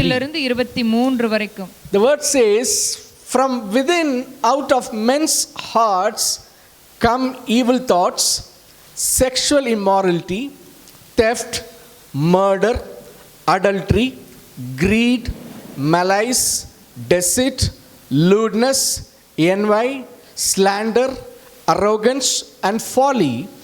All these evils come from inside, makes a man unclean. எப்படியெனில் மனுஷருடைய இருதயத்திற்குள்ளிருந்து பொல்லாத சிந்தனைகளும் விபச்சாரங்களும் வேசித்தனங்களும் கொலை பாதகங்களும் களவுகளும் பொருளாசைகளும் துஷ்டத்தனங்களும் கபடும் காமவிகாரமும் வன்கண்ணும் தூஷணமும் பெருமையும் மதிகேடும் புறப்பட்டு வரும். பொல்லாங்கானவைகளாகிய இவைகள் எல்லாம் உள்ளத்திலிருந்து புறப்பட்டு மனுஷனை தீட்டுப்படுத்தும் என்றார். Word says, all this evil come from inside. It comes from inside. All these things comes from your mind, from your thoughts. வேதம் சொல்லுகிறது இப்படிப்பட்ட சொல்லப்பட்ட அந்த எல்லா காரியமும் எதுக்குள்ள இருந்து வருது? உங்களுடைய இருதயத்துக்குள்ள இருந்து தான் வெளிப்படுகிறது என்று வேதம் சொல்லுகிறது. So what you eat doesn't make you clean and unclean. நீங்க சாப்பிடுகிற உணவு உங்களை தீட்டுப்படுத்தாது என்று வேதம் சொல்லுகிறது. Word says what comes out of you makes you clean and unclean. உங்க உள்ள இருந்து இருதயத்துக்கு உள்ள இருந்து என்ன வெளிப்படுதோ அதுதான் உங்களை தீட்டுள்ளவர்களாக அல்லது சுத்தமுள்ளவர்களாக வெளிப்படுத்தி காண்பிக்கிறது. Bible very clearly diligently give the list of things which comes out of your mind that makes you unclean. வேதம் மிக தெளிவாக ஒரு பட்டியலே இங்கே கொடுக்கிறது. எவைகளெல்லாம் உங்கள் இருதயத்திற்குள்ளிருந்து புறப்பட்டால் உங்களை தீட்டுப்படுத்தும் என்று. So it all starts in the mind where we think and make decisions. இவைகள் எல்லாம் நம்முடைய சிந்தையிலிருந்து துவங்கி நம்முடைய எப்படி தீர்மானம் எடுக்கிறோம் சிந்தையிலிருந்து தான் எடுக்கிறோம். ஆகவே சிந்தையிலிருந்து தான் தொடங்குகிறது. So Satan wants to capture this high ground mind and control it. ஆகவே தான் இந்த சாத்தான் என்ன செய்கிறான்? நம்முடைய சிந்தையை சிறைப்பிடித்து அங்கிருந்து ஆளுகை செய்ய வேண்டும் என்று விரும்புகிறான். Amen. Amen. If there is a good thought in you, that means you are good. உங்களுக்குள்ள நல்ல சிந்தை இருக்கிறது என்றால் அப்படின்னா நீங்க யாரு? நீங்க நல்லவங்க. If there is a bad thought in you, that makes you bad. உங்களுக்குள்ள கெட்ட சிந்தை உருவாகுமானால் அந்த சிந்தை உங்களை கெட்டவர்களாக மாற்றி விடுகிறது. If there is some evil nature, evil thought, deceitful nature, if it is there in you, that defines you. உங்களுக்குள்ள ஒரு தீங்கான ஒரு சுபாவம் உங்களுக்குள்ள தீங்கான ஒரு எண்ணம் இருக்குமானால் அது உங்களை தீட்டுப்படுத்தி உங்களை தீமையான ஒரு மனிதனாக மாற்றி விடுகிறது. So firstly Satan captures our mind. முதலாவது சாத்தான் நம்முடைய சிந்தையை சிறைப்பிடிக்கிறான். Second, he controls our mind. இரண்டாவது அவன் நம்முடைய சிந்தையை கட்டுப்படுத்துகிறான். We know that the evil comes naturally to us because we are born of sin. நமக்கு நன்றாகவே தெரியும் தீமைங்கிறது நமக்கு இயல்பாகவே நமக்குள்ள இருந்து வெளிப்படுகிறது. ஏனென்றால் நாம் பிறந்ததே எப்படி பாவத்தில் தான் பிறந்திருக்கிறோம். So Satan wants to capture our minds as early as possible and to control it. ஆகவே சாத்தான் என்ன செய்யறான்? எவ்வளவு சீக்கிரமா அந்த சிந்தையை நம்ம கட்டுக்குள்ள கொண்டு வர முடியுமோ அவ்வளவு சீக்கிரம் கொண்டு வந்துடணும்னு அவ்வளோ முயற்சி செய்யறான். After capturing and controlling our mind, நம்முடைய சிந்தையை அவன் ஆட்கொண்டதற்கு பிறகு அது அவன் கட்டுப்படுத்த துவங்கின உடனே the third thing what he does is he corrupts our mind. மூன்றாவது காரியம் அவன் செய்கிறது என்னன்னா கரைப்படுத்த தொடங்குகிறான். He corrupts the mind to the point that an individual actually thinks his immoral or ungodly activities or deeds whatsoever he or she does is appropriately right. அப்படிப்பட்ட அவன் கரைப்படுத்த துவங்கின உடனே அந்த தனிப்பட்ட நபர் என்ன நினைக்கிறாங்கன்னா அவங்க செய்கிற எல்லா தீமையான காரியங்கள் செயல்கள் எல்லாமே என்னது அவனை பொறுத்த வரைக்கும் சரி என்று நினைக்கக்கூடிய அளவுக்கு அவன் சிந்தையை மழுங்கடிக்கிறான். This is what we see in the world today. இன்றைக்கு இதைத்தான் நம்ம இந்த உலகத்துல பார்த்து கொண்டிருக்கிறோம். If you speak to someone, if you look at someone, if you look around, you see people, doing all evil things and evil acts. இந்த உலகத்துல நம்ம சுற்றி இருக்கிற ஒவ்வொருத்தரையும் பார்ப்போமானால் நிறைய ஜனங்கள் பயங்கரமான தீமையான செயல்களை செய்கிறதை நாம பார்க்கிறோம். Without even a little fear. கொஞ்சம் கூட பயம் இல்லாம. Without even a small dilemma in their heart. கொஞ்சம் கூட அவங்க ஒரு குழப்பம் அந்த மாதிரி எதுவுமே இல்லாம. They do it so boldly. ரொம்ப தைரியமா அவங்க தப்பு செய்றாங்க. And if you try speaking to them, they say or they claim whatsoever they're doing is appropriate and right as per the worldly standards. அவங்க கிட்ட நீங்க பேச போனீங்கன்னா அவங்க என்ன சொல்லுவாங்க, அவங்க என்ன செஞ்சாலும் அவங்க என்ன செய்றாங்களோ அது எல்லாமே ரொம்பவே சரியானது. உலகத்தின் அந்த படியோடு கணக்கு பண்ணும்போது அது அவங்க செய்யறதெல்லாம் கரெக்ட் அப்படின்னு ப்ரூவ் பண்றாங்க. For everything what they do they have some justification. அவங்க என்ன செஞ்சாலும் அதுக்கு ஒரு நியாயப்படுத்தி அதை பேசிடுவாங்க. They don't even realize or think, they don't even feel what they're doing is wrong. அவங்க செய்யறது தப்புன்னு கொஞ்சம் கூட அவங்களுக்கு அந்த உணர்வே இருக்காது. They don't even think or don't even realize that. அதை யோசிக்க கூட மாட்டாங்க. அவங்க செய்யறது தப்பே அப்படின்னு யோசனை கூட அவங்களுக்குள்ள வர்றதில்ல. That's the greatest victory of Satan. அதுதான் பிசாசுனுடைய மிகச் சிறந்த வெற்றி. Why? Because he has corrupted their minds. ஏன் அப்படினா அவன் அவங்களுடைய சிந்தனைகளை கரைப்படுத்தி விட்டான். He corrupts the mind. Satan corrupts in two ways. சாத்தான் ரெண்டு விதமாக அவர்களுடைய சிந்தையை கரைப்படுத்துகிறான். One, first he blinds the sinner.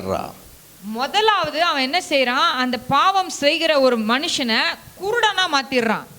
Blinds the sinner. That means the ones who does not know the truth, who does not accepted the Christ, who have not received the salvation, they keep doing sin without knowing it is a sin. அதாவது ஒரு மனுஷன் இந்த இயேசு கிறிஸ்துவை அறியாமல் இந்த சத்தியம்ன்றா என்னன்னு தெரியாம அவன் இந்த உலகத்துல செய்கிற காரியங்கள் அது எல்லாமே எப்படி செய்கிறான், அறியாமல் செய்கிற பாவங்கள். Today something, if you ask some of you to do something, you will say no brother, it's wrong, I shouldn't do that, it's a sin. இன்றைக்கு உங்க யார்கிட்டயாவது ஒரு காரியத்தை செய்ய சொல்றோம்னு வெச்சுக்கோங்க, நீங்க என்ன சொல்றீங்க, ஐயோ அதை நான் செய்யக்கூடாது, அது தப்பு, அது பாவம்னு சொல்றீங்க. But the worldly children who does not know the truth, who does not know the Lord, who have not accepted Christ as their savior, he or she does it because he or she doesn't know it is a sin. இந்த உலகத்துல இருக்கிற ஒரு மனுஷன் அவன் இயேசுவை அறியாதவனா இருந்தால், இயேசு கிறிஸ்துவை சொந்த இரட்சகராக ஏற்றுக்கொள்ளாத பட்சத்திலே இந்த சத்தியம்னா என்னன்னு தெரியாம இருக்கும்போது அவன் அந்த தப்பை செய்யும்போது அவன் அறியாமையினாலே அந்த காரியத்தை செய்கிறான். அவனுக்கு அந்த உணர்வு இல்லை. Because he is sinning, because he is in that sinful nature, he is in darkness. அவன் அந்த பாவ சுபாவத்துல இருக்கிறதுனாலே அவன் ஒரு இருளிலே இருக்கிறான். Now if he has to come to the light, the truth has to reach him. He has to hear to the word of God, he has to hear to the gospel, he has to read the Bible. But Satan stops all those things, not allowing them to know the truth. அவன் அந்த இருட்டில இருந்து வெளிச்சத்துக்கு வரணும் அப்படின்னா அவனுக்கு இந்த வேதம் அறிவிக்கப்படணும், அவனுக்கு இந்த நற்செய்தியை குறித்து அவனிடத்துல சொல்லப்பட வேண்டும், சத்தியம்னா என்னன்னு தெரியணும், இயேசு கிறிஸ்துவை அவன் ஏற்றுக்கொள்ளணும். ஆனா பிசாசு என்ன செஞ்சிடறான், அந்த காரியம் நடக்க முடியாதபடிக்கு முற்றிலுமாக அதை தடை செய்து விடுகிறான். At times, even if the word is getting preached to them, even if someone shares the gospel, if someone tells about Jesus, he refuses to hear that or access that because he is being blinded by Satan. பல நேரங்களிலே அப்படிப்பட்டவர்களுக்கு நாம எவ்வளவுதான் இந்த வேதத்தின் காரியங்களை அறிவிக்க முயற்சி செய்தாலும், ஏதாவது ஒரு பிரசங்கம் நடக்கிற இடத்துல அவங்க நின்று அந்த வார்த்தையை கேட்டா கூட அவங்களுக்கு அந்த உணர்வு வருகிறது இல்லை. ஏனென்றால் சாத்தான் என்ன செய்திருக்கிறான்? அவர்களுடைய கண்களை குருடாக்கி இருக்கிறான். There are many people, come to me with prayer requests saying, brother, please pray for my husband for his salvation. Please pray for my children, for my son's salvation, for my daughter's salvation, for my daughter-in-law's salvation, for someone in the family's salvation. I am, struggling for years, praying for years, but still they are the same. நிறைய பேர் என்னிடத்துல வந்து ஜெபிக்கிறதுக்கு சொல்லுவாங்க, தயவு செய்து என் கணவன் ரட்சிக்கப்பட ஜெபம் பண்ணுங்க, என் மனைவி ரட்சிக்கப்பட ஜெபம் பண்ணுங்க, இல்லை என் மகளோ மகன் மருமகள் இப்போ இவங்கெல்லாம் ரட்சிக்கப்படணும்னு ஜெபம். நான் ரொம்ப வருஷமா அவங்களோட போராடிட்டு இருக்கேன், ஆனால் இன்னும் அவங்களுக்கு இயேசுவை ஏற்றுக்கொள்ள முடியவில்லை என்று சொல்லுவாங்க. The reason why they are not able to come under salvation is Satan is using the weapon to blindfold them. அவர்களால் இந்த சத்தியத்தை ஏற்றுக்கொள்ள முடியாமல் இருப்பதற்கு ஒரே காரணம் என்னவென்றால், சாத்தான் அவனுடைய ஆயுதம் என்ன பயன்படுத்தி இருக்கிறான்? அவர்களுடைய கண்களை குருடாக்கி இருக்கிறான். Their mind is blind. அவர்களுடைய சிந்தனை குருடாக்கப்பட்டிருக்கிறது. Their eyes, spiritual eyes is blind, so that they are not able to see Jesus. அவர்களுடைய ஆவிக்குரிய கண்கள் குருடாக்கப்பட்டிருக்கிறதுனால அவர்களால் இயேசு கிறிஸ்துவை பார்க்க முடியவில்லை. Their heart is blind. Their heart has been hardened, because of which they are not able to accept the word of God, accept the Lord as the Savior. அவர்களுடைய இருதயம் கடினப்பட்டு போய் இருக்கிறது. அது நிமித்தம் அவர்களால் இயேசு கிறிஸ்துவை தங்களுடைய இருதயத்துக்குள் ஏற்றுக்கொள்ள முடியலை. So before, if there is someone who wants someone in your family to get saved, உங்களுக்கு உங்க குடும்பத்தில் இருக்கிற யாராவது ஒருத்தர் ரட்சிக்கப்பட வேண்டும் என்றால், the first thing you have to do is, நீங்க செய்ய வேண்டிய முதல் காரியம் என்னவென்றால், you have to fight the battle. நீங்க அந்த யுத்தத்தை செய்ய வேண்டும். You have to fight the battle with the Satan. சாத்தானோடு கூட யுத்தத்தை நீங்க செய்ய வேண்டும். Hallelujah. Hallelujah. What you have to do, so that because you know that the person whom you are praying for in the family, he is being blindfolded. So you have to fight with the Satan to open his eyes and heart. நீங்க யாருக்காக ஜெபிக்கிறீங்களோ அவங்களுடைய சிந்தனை திறக்கப்பட வேண்டும், அவர்களுடைய கண்கள், ஆவிக்குரிய கண்கள் திறக்கப்பட வேண்டும் என்று சொல்லி முதலாவது சாத்தானோடு கூட ஒரு யுத்தத்தை நடப்பிக்கணும்.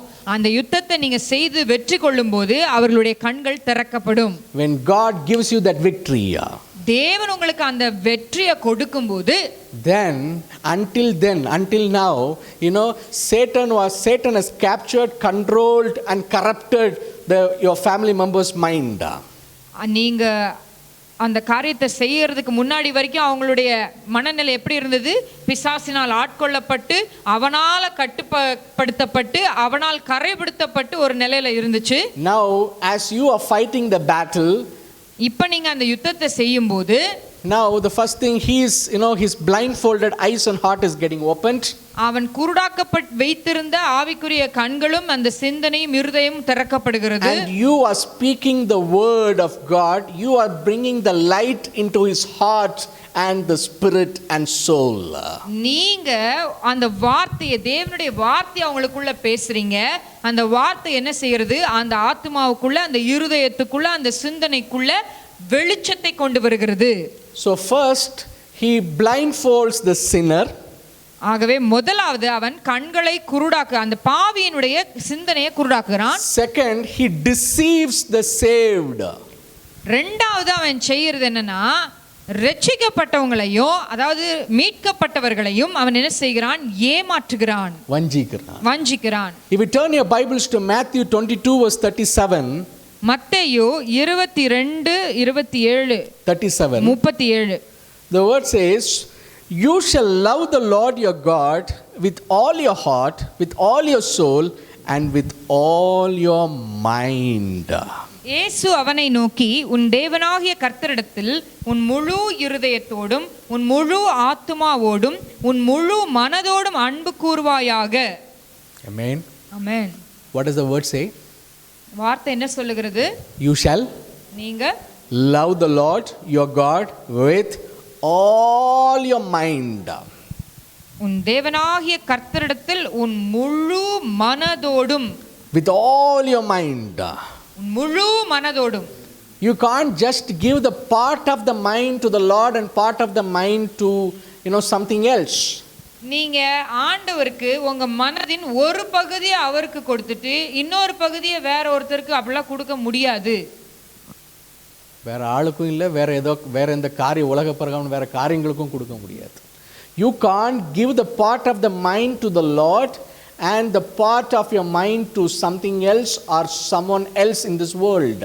நீங்க உங்களுடைய மனதை ஒரு பகுதியை ஆண்டவருக்கும் மற்ற பகுதியை வேற ஒரு நபருக்கோ அல்லது வேற ஒரு காரியத்துக்கோ கொடுக்க முடியாது. Amen. Amen. Hallelujah. Hallelujah. See how he is corrupting the saved people. அவன் ரட்சிக்கப்பட்ட ஜனங்களை என்ன செய்றான்? வஞ்சிக்கிறான். First we saw ரட்சிக்கப்படாத பிள்ளைகளை எப்படி வீழ்த்துறான்னு பார்த்தோம். இந்த பாவிகள், கர்த்தர் வார்த்தைகளை தெரியாத பிள்ளைங்க, கர்த்தர் அறியாதவங்க, ரட்சிக்கப்படாத பிள்ளைகளை சாத்தான் எப்படி வீழ்த்துறான்னு பார்த்தோம். Now it is the battle is not only with those people, even the ones who have been saved in Christ. இப்போ இந்த யுத்தம் வெறும் ரட்சிக்கப்படாத நபர்களோடு மாத்திரம் நடக்கிறது அல்ல, ரட்சிக்கப்பட்டவர்களுக்கூடயும் அந்த யுத்தம் தொடர்கிறது. Who are these people? இவங்கெல்லாம் யாரு? He knows the truth. அவங்களுக்கு சத்தியம்னா என்னன்னு தெரியும். Who has accepted Jesus as the Savior. இயேசுவை சொந்த ரட்சகராக ஏற்றுக்கொண்டவங்க. They pray in tongues. அவங்க அந்நிய பாஷையில ஜெபிக்கிறவங்க. They read the Bible every day. அவங்க தினந்தோறும் வேதத்தை வாசிக்கிறவங்க. They go to church. அவங்க ஆலயத்துக்கு தவறாம செல்லுகிறவங்க. Hear the word. தேவனுடைய வார்த்தை கேட்கிறவங்க. So called anointed. அபிஷேகம் பண்ணப்பட்டவர்கள் என்று அழைக்கப்பட்டவர்கள். But still Satan, deceives them. ஆனாலும் கூட இப்படிப்பட்டவர்களையும் பிசாசு என்ன செய்கிறான்? வஞ்சிக்கிறான். How is this deception happening? இந்த வஞ்சித்தல் என்பது எப்படி நடக்கிறது? Initially when you accepted Christ as your Savior, துவக்கத்துல நீங்க இயேசுவை ரட்சகராக ஏற்றுக்கொண்ட சமயத்துல, initially when you received the word, துவக்கத்துல நீங்க இந்த வார்த்தையை ஏற்றுக்கொண்ட பொழுது, you had a great passion for Christ. உங்களுக்கு தேவன் மேல மிகுந்த ஒரு பற்றுதல் இருந்தது. You are like fire. நீங்க அக்கினி ஜுவாலையை போல பற்றி எரிஞ்சீங்க. You used to say, I am ready to do anything for God. நீங்க ஆண்டவர்ட்ட சொல்லுவீங்க, நான் என்ன ஆனாலும் சரி உமக்காக எதையும் செய்வேன் என்று You used சொல்லுவீங்க. to say, I want to give my life for Christ. நீங்க சொல்லுவீங்க, ஆண்டவரே உமக்காக என் ஜீவனையும் கொடுப்பேன் என்று சொல்லுவீங்க. At that point of time you said you had given your entire mind to Christ. அந்த காலகட்டத்திலே நீங்க உங்களுடைய முழு மனதையும் தேவனிடத்துல செலுத்தினீங்க. As the days passes by, நாட்கள் கடந்து போக போக, now the 100% mind was given to Christ earlier. முதல்ல 100% மனசு ஆண்டவர்ட்ட கொடுத்திருந்தீங்க. Now 2% was given to something else or somebody else.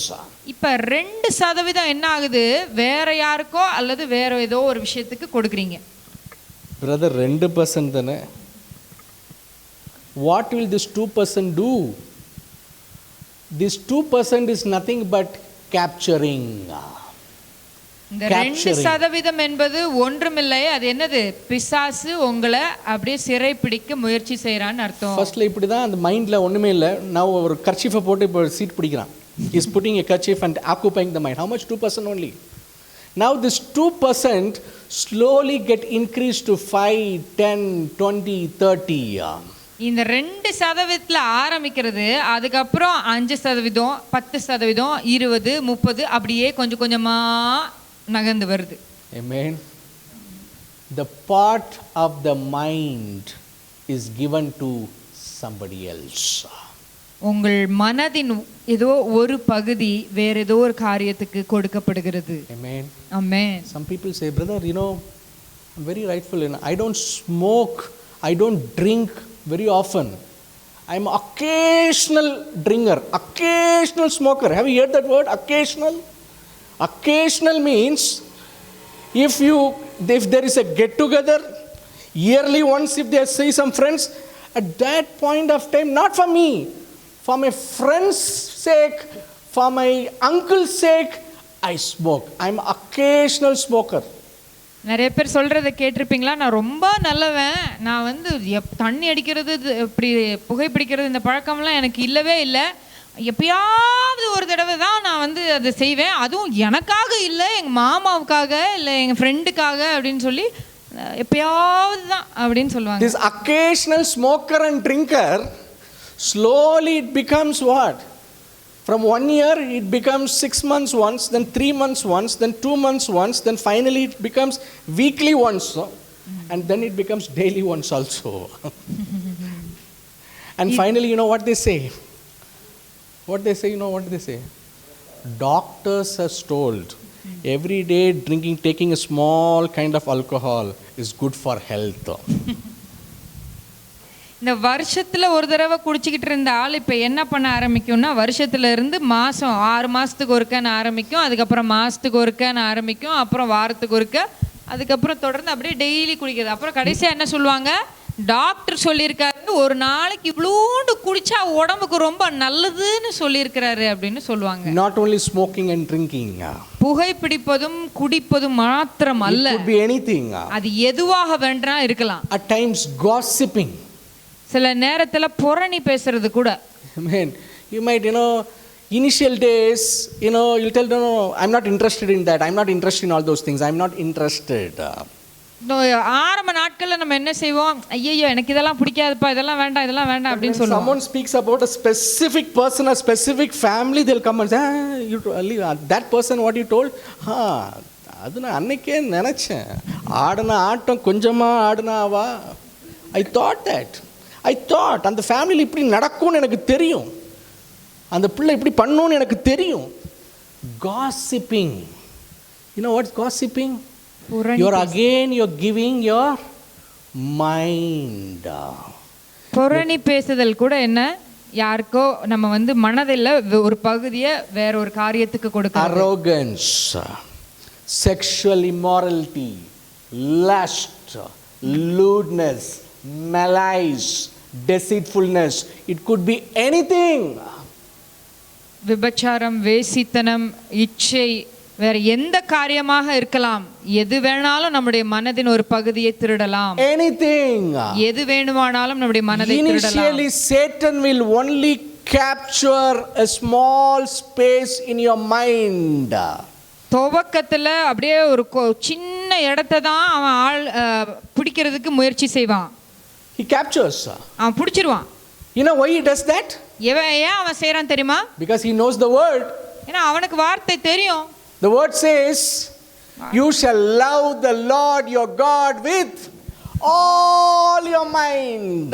இந்த வார்த்தை என்ன சொல்லுது, உன்னுடைய தேவனாகிய கர்த்தரிடத்தில் முழு மனதோடும் அன்பு கூர்வாயாகன்னு சொல்லுது. அது அவனுக்கு நல்லா தெரியும். You might forget the word, நீங்க அந்த வசனத்தை மறந்து போயிடலாம், but Satan will not. ஆனால் சாத்தான் அதை மறக்க மாட்டான். Don't underestimate him. அவனை ரொம்ப குறைவா மதிப்பிடாதீங்க. Smart guy. அவன் ரொம்ப புத்திசாலி. He knows how to trap you. அவனுக்கு எப்படி உங்களை வீழ்த்தணும், எப்படி பிடிக்கணும்னு அவனுக்கு நல்லா தெரியும். He knows how to make you fall. உங்களை எப்படி வீழ்த்தணும்னு அவனுக்கு நல்லா தெரியும். He comes in a very different way. அவன் ரொம்ப வித்தியாசமான வழியில வருவான். Amen. Amen. And you will feel, at times people say, brother, without that person I cannot live. சில நேரத்துல மக்கள் சொல்லுவாங்க, இந்த நபர் இல்லாம என்னால வாழவே முடியாது பிரதர். ஒத்த கால இப்ப அந்த சாத்தான் கூட தான் ஜீவிப்பேன்.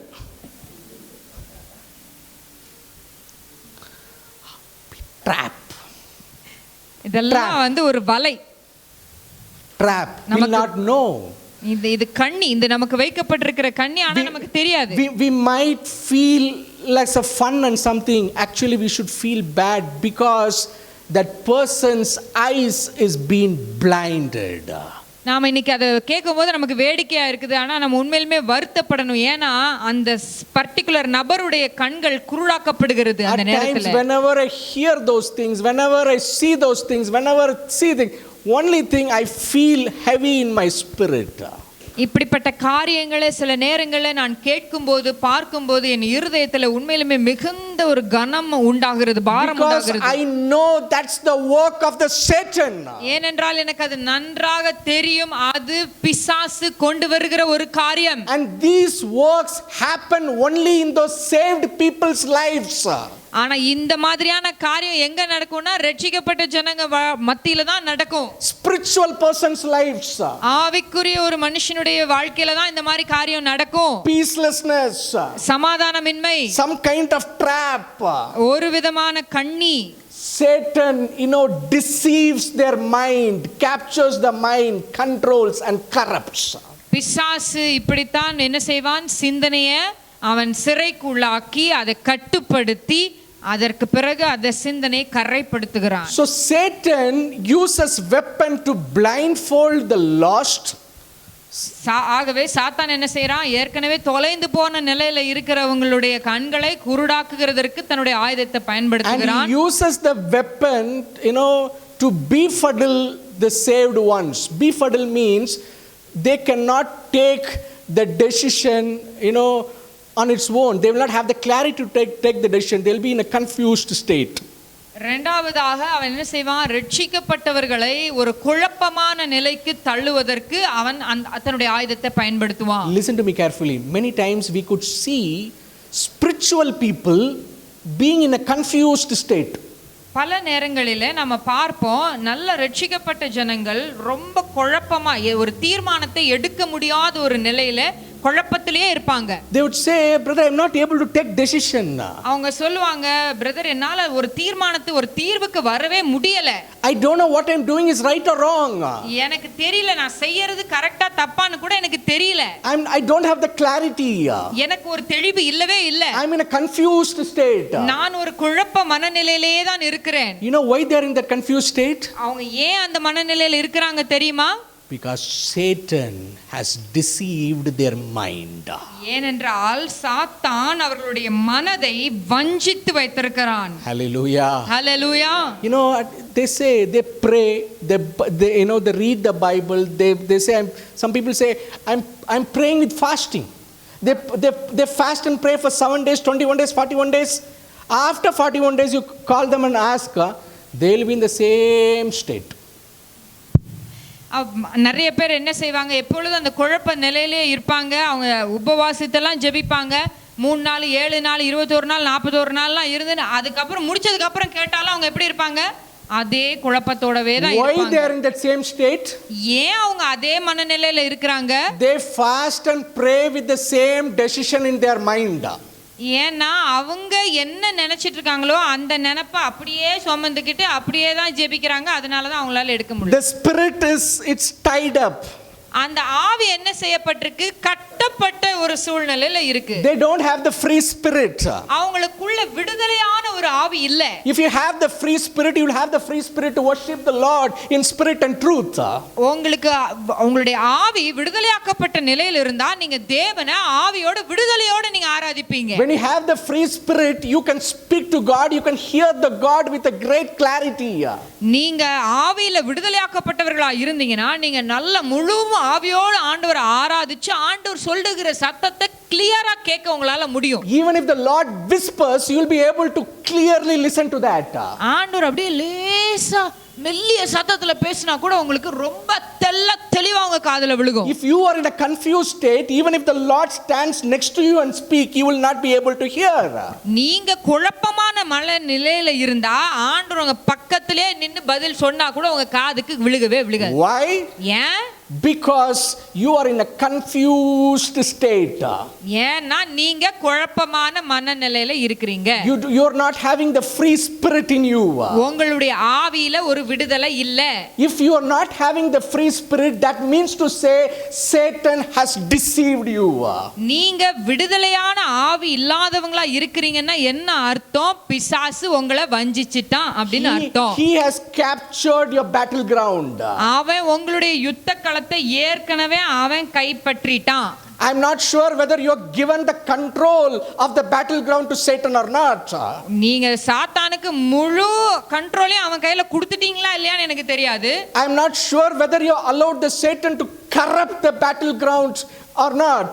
உங்களுடைய சிந்தனையை கரைப்படுவதற்கு முற்றிலுமாக நீங்க விட்டு கொடுத்துட்டீங்களா இல்லையான்னு எனக்கு தெரியாது. So understand, you are responsible for your thought life.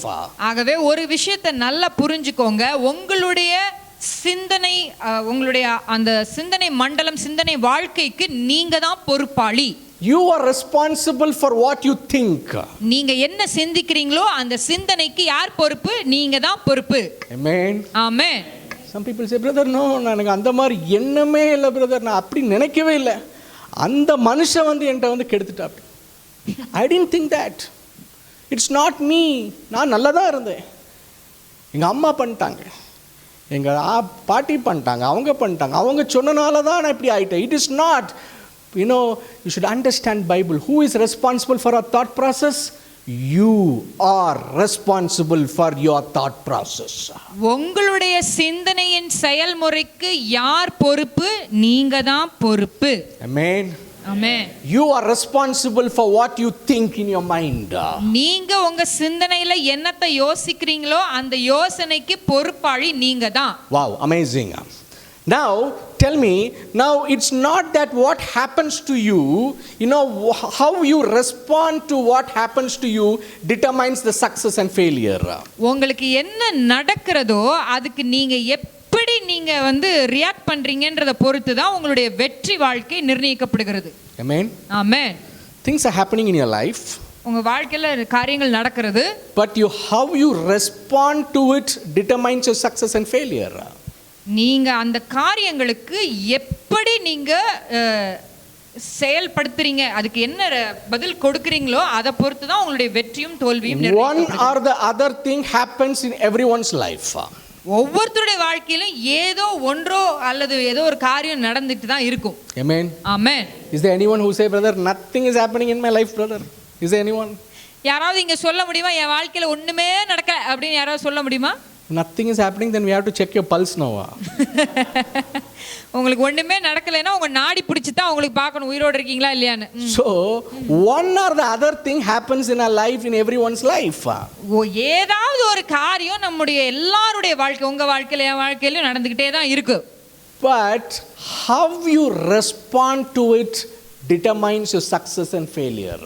ஆனால் நீங்க அந்த காரியத்துக்கு எப்படி நீங்க பதில் கொடுக்கறீங்க, எப்படி நீங்க ரியாக்ட் பண்றீங்கன்றத பொறுத்து தான் உங்களுடைய வெற்றியும் தோல்வியும் நிர்ணயிக்கப்படுகிறது. When some people, if you see small headache, they will get flat for 3-4 days. ஒரு சிலர் வந்து ஒரு சின்ன தலைவலி இருக்கும், ஆனா அவங்க அதுக்கு 3-4 நாள் எந்திரிக்கவே மாட்டாங்க. Some people, you know, something happens in their life, they told, no brother, my life is done, I'm through, I'm done with it, I think everything is over, brother. ஒரு சிலர் எப்படி நினைப்பாங்க, ஒரு சின்ன விஷயம் நடந்த உடனே அவங்க என்ன சொல்லுவாங்க, அவ்வளோதான் என் வாழ்க்கை முடிஞ்சு போச்சு, இனிமே எனக்கு ஒன்றுமே இல்லை, அவ்வளோதான் பிரதர் அப்படின்னு சொல்லுவாங்க. Some people now, a small fight in the family, brother, no, now it's divorce, enough is enough, you know, can't live with that lady or can't live with that guy. சில வீட்டில் ஏதாவது ஒரு சின்ன பிரச்சனை வந்துருச்சுன்னா உடனே என்ன சொல்லுவாங்க, ஐயோ அப்பா என்னால் முடியாதுப்பா, போதும் நான் போச்சு, இனிமேல் இந்த மனுஷனோட வாழ முடியாது, இந்த அம்மாவோட என்னால் வாழ முடியாதுன்னு அப்படி ஒரு விடுதலை பத்திரம் வேணும்னு சொல்கிற அளவுக்கு வந்துடுறாங்க. Some people know, brother, everything is over, they try to get into a suicide attempt or XYZ. இன்னும் ஒரு சிலர் என்ன செய்கிறாங்க, எதுவுமே நடக்காது, என்ன பண்ணுறதுன்னு தெரியலையா, உடனே போய் என்ன செய்கிறாங்க, தற்கொலை முயற்சிக்கு போயிடுறாங்க. Some genius people, you know, they find solutions by taking 30, 60, 90. 30, 60, 90. You don't know 30, 60, 90. Okay. So bottle. Okay. இன்னும் ரொம்ப அறிவாளிகள் என்ன செய்கிறாங்க, அவங்களுடைய தீர்வை வந்து மதுபானத்தில் அளவுகள் எல்லாம் கூட்டி குறைச்சி அப்படி என்ன செய்கிறாங்க, தீர்வு தேடுறாங்க. So what if in one or the other thing happens in everyone's life, but that person, how he responds determines his success and failure. ஒவ்வொருத்தருடைய வாழ்க்கையிலும் ஏதோ ஒரு காரியம் நடந்து கொண்டுதான் இருக்கிறது, ஆனால் அந்த காரியத்திற்கு எப்படி நாம பதில் செய்கிறோமோ அதை பொறுத்து தான் நம்முடைய வெற்றியும் தோல்வியும். If a person gives up, then that's a failure. ஒரு மனுஷன் ஒரு பிரச்சனை வந்த உடனே அவ்வளோதான் அப்படின்னு சொல்லிட்டு விட்டுட்டான்னா என்ன ஆயிடும்? அவன் தோல்வியைத்தான் சந்திக்க நேரிடும். Some people say, happened is happened. I did this, evil thing in my life. I did it. Now I'm flushing out everything in the name of Christ. Now let me get aligned to the Christ will. ஆனால் ஒரு சிலர் என்ன செய்வாங்க, நடந்து போச்சு, நான் மாம்சத்தில் ஏதோ ஒரு காரியத்தில் பண்ணிட்டேன், ஆனால் இனிமே அதை எல்லாவற்றையும் நான் என்ன செய்ய போகிறேன், முற்றிலுமாக அழித்து விட்டு என் வாழ்க்கையை விட்டு எடுத்து போட்டுட்டு இயேசு கிறிஸ்துவோடு நான் ஒருங்கிணைந்து முன்னோக்கி நடக்க போகிறேன் என்று தீர்மானம் எடுக்கிறவர்கள் வெற்றியை சந்திப்பார்கள். Understand, no one in this world is perfect. ஒரு விஷயத்தை நன்றாக புரிந்து கொள்ளுங்க, இந்த உலகத்தில் இருக்கிற யாருமே பூரணப்பட்டவர்கள் அல்ல. Everybody are human beings. எல்லாருமே மனிதர்கள் தான். That's what I said you earlier. It's easy because the evil nature is there in us because we are born of a sinner. அதைத்தான் நான் முதலையே சொன்னேன். நாம எல்லாருமே எளிமையாக என்ன செய்துடுவோம், தீமைக்குள்ள விழுந்து விடுகிறோம். அந்த சுபாவம் நமக்குள்ள ரொம்ப எளிதில் வந்துருது. ஏன்னா நம்ம பிறந்ததே பாவத்தில் தான் பிறந்திருக்கிறோம். But once when you realize it's wrong, realize it's a sin, now when you flush out all those evil thoughts in your mind and say to God, please align me back to your will and purpose and destiny, God aligns you. நாம் ஆனால் என்ன செய்யணும், நமக்கு ஒரு காரியம், நம்ம ஒரு காரியத்திலிருந்து விடுதலையாக நினைக்கும் பொழுது அந்த காரியத்தை நம்முடைய சிந்தனையை விட்டு முற்றிலுமாக அழித்து விட்டு திரும்பவும் ஆண்டவர் சமூகத்தில் ஒப்பு கொடுத்து அவரோடு ஒருங்கிணைந்து செயல்பட முடிவெடுக்கும் போது தேவன் நமக்கு வெற்றியை தருவார். God says, stop your stinking thinking. ஆண்டவர் சொல்றாரு, இந்த நாட்டம் எடுத்து அந்த சிந்தனையை விட்டுருப்பா அப்படிங்கிறார். Your thought life determines your destiny. உங்களுடைய சிந்தனை வாழ்வு தான் உங்களுடைய இலக்கை நிர்ணயிக்கும். It's a sequence of logic, listen to that. நான் சொல்ல போகிற காரியத்தை கேளுங்க. Be careful for your thought because your thought becomes your words. தயவு செய்து உங்க சிந்தனையை குறித்து மிகுந்த ஜாக்கிரதை உள்ளவர்களாக இருங்கள், ஏனென்றால் உங்கள் சிந்தனைகள் தான் உங்கள் வார்த்தைகளாக மாறுகிறது. Be careful for your words because your words become your action. உங்க வார்த்தைகளை குறித்து மிகுந்த ஜாக்கிரதை உள்ளவர்களாக இருங்கள், ஏனெனில் உங்கள் வார்த்தைகள் தான் உங்கள் செயல்களாக வெளிப்படுகிறது. Be careful for your action because your action becomes your habit. உங்கள் செயல்களை குறித்து மிகுந்த எச்சரிக்கை உள்ளவர்களாக இருங்கள், ஏனெனில் உங்கள் செயல்கள் தான் உங்களுடைய எதிர்காலத்தில் உங்களுடைய பழக்கமாக மாறுகிறது. Be careful for your habits because your habit becomes your character. உங்கள் பழக்கங்களை குறித்து எச்சரிக்கை உள்ளவர்களாக இருங்கள், ஏனெனில் உங்கள் பழக்கங்கள் தான் உங்களுடைய கேரக்டரை தீர்மானிக்கிறது. Be careful for your character because your character determines your destiny. உங்களுடைய நடத்தையை குறித்து மிகுந்த ஜாக்கிரதை உள்ளவர்களாக இருங்கள், ஏனெனில் உங்கள் நடத்தை தான் நீங்க சேர போகிற இடத்தை உங்களுக்கு குறிப்பிட்டு காண்பிக்க போகிறது. So what you allow your mind to dwell in determines your destiny. ஆகவேதான் உங்கள் சிந்தனையில எது தங்க வேண்டும் என்று நீங்கள் எண்ணுகிறீர்களோ அந்த காரியம் தான் உங்களை நீங்க எதிர்பார்த்துக்கிட்டு இருக்கிற அந்த லெக்கை நோக்கி அடைய போகிறது, சேர்க்க போகிறது. Now we could see the life of Paul and this doubting Thomas. நாம பவுல் அப்போஸ்தலனுடைய வாழ்க்கையும் இந்த சந்தேகப்படுகிற தோமாவின் வாழ்க்கையும் நாம பார்க்க போகிறோம். See, this doubting Thomas had Jesus as his pastor for 3.5 years. இந்த ரொம்ப எப்போ பார்த்தாலும் சந்தேகப்படுற இந்த தோமா தான் என்ன செய்தாரு, அவருக்கு யார் போதகராக இருந்தா, இயேசு கிறிஸ்து 3 வருஷம் அவருக்கு தலைமை போதகராக இருந்தார். You can't have better than that. அவரை விட ஒரு பெரிய போதகர் அது அந்த மாதிரி ஒரு இடத்துல இருக்கிறத விட வேற எதுவும் வேணும்? But in the first trial Thomas went through when Jesus was crucified, இயேசு கிறிஸ்து சிலுவையில் அறையப்பட்ட நேரத்தில் அப்பதான் முதல்முறையா ஒரு பிரச்சனைக்குள்ளாக தோமா போகிறார். But Thomas said, no, I don't believe unless I touch the scar in his hand. ஆனா தோமா என்ன சொல்லுகிறாரு, இயேசு கிறிஸ்துவனுடைய சரீரத்தில் இருக்கிற அந்த காயங்களை நான் தொட்டு பார்த்தால் ஒழிய அவர் உயிர்த்தெழுந்த விஷயத்தை நான் நம்ப மாட்டேன்றார். But the other side, when we see Paul, ஆனால் இன்னொரு பக்கத்துல பவுலை நாம பார்த்தோமானால், he was beaten, he was shipwrecked, he was stoned, he was left for death, and he wrote most of the New Testament in jail. ஆனா பவுல் அப்போஸ்தலன் என்ன செய்றாரு? அவர் மிகுந்த ஒரு உபத்திரவத்துக்குள்ளாக்கப்பட்டார், அடிப்பட்டார், உதைப்பட்டார், கப்பல் சேதத்துல மாட்டிக்கிட்டாரு, எவ்வளோ கஷ்டப்பட்டாரு. ஆனா என்ன செய்றாரு? அவர் சிறையில் வசித்த சமயத்துல தான் அதிகமான இந்த நிருபங்களை எல்லாம் அவர் எழுதினார். But having gone through all those things, Paul says, இவைகள் எல்லா உபத்திரவங்களையும் கடந்து வந்த சமயத்திலே பவுல் என்ன சொல்கிறார்? all these things are not worthy to be compared with the glory which God gives as a reward for those who love him. அவர் என்ன சொல்லுகிறாரு? நான் கடந்து வந்த இந்த கஷ்டப்பாதை எதுவுமே கிறிஸ்து இயேசுவின் மகிமையோடு ஒப்பிடத்தக்கவைகள் அல்ல என்று எண்ணுகிறார். So Paul said, I am knocked down, but I am not knocked out. அவர் சொல்றாரு, நான் தள்ளப்பட்டேன், ஆனாலும் முழுமையாக ஒதுக்கி வைக்கப்படவில்லை. I am forsaken, but I am still in the hunt. அந்த வசனம் I am forsaken, but I am still in the hunt. I am searching for it.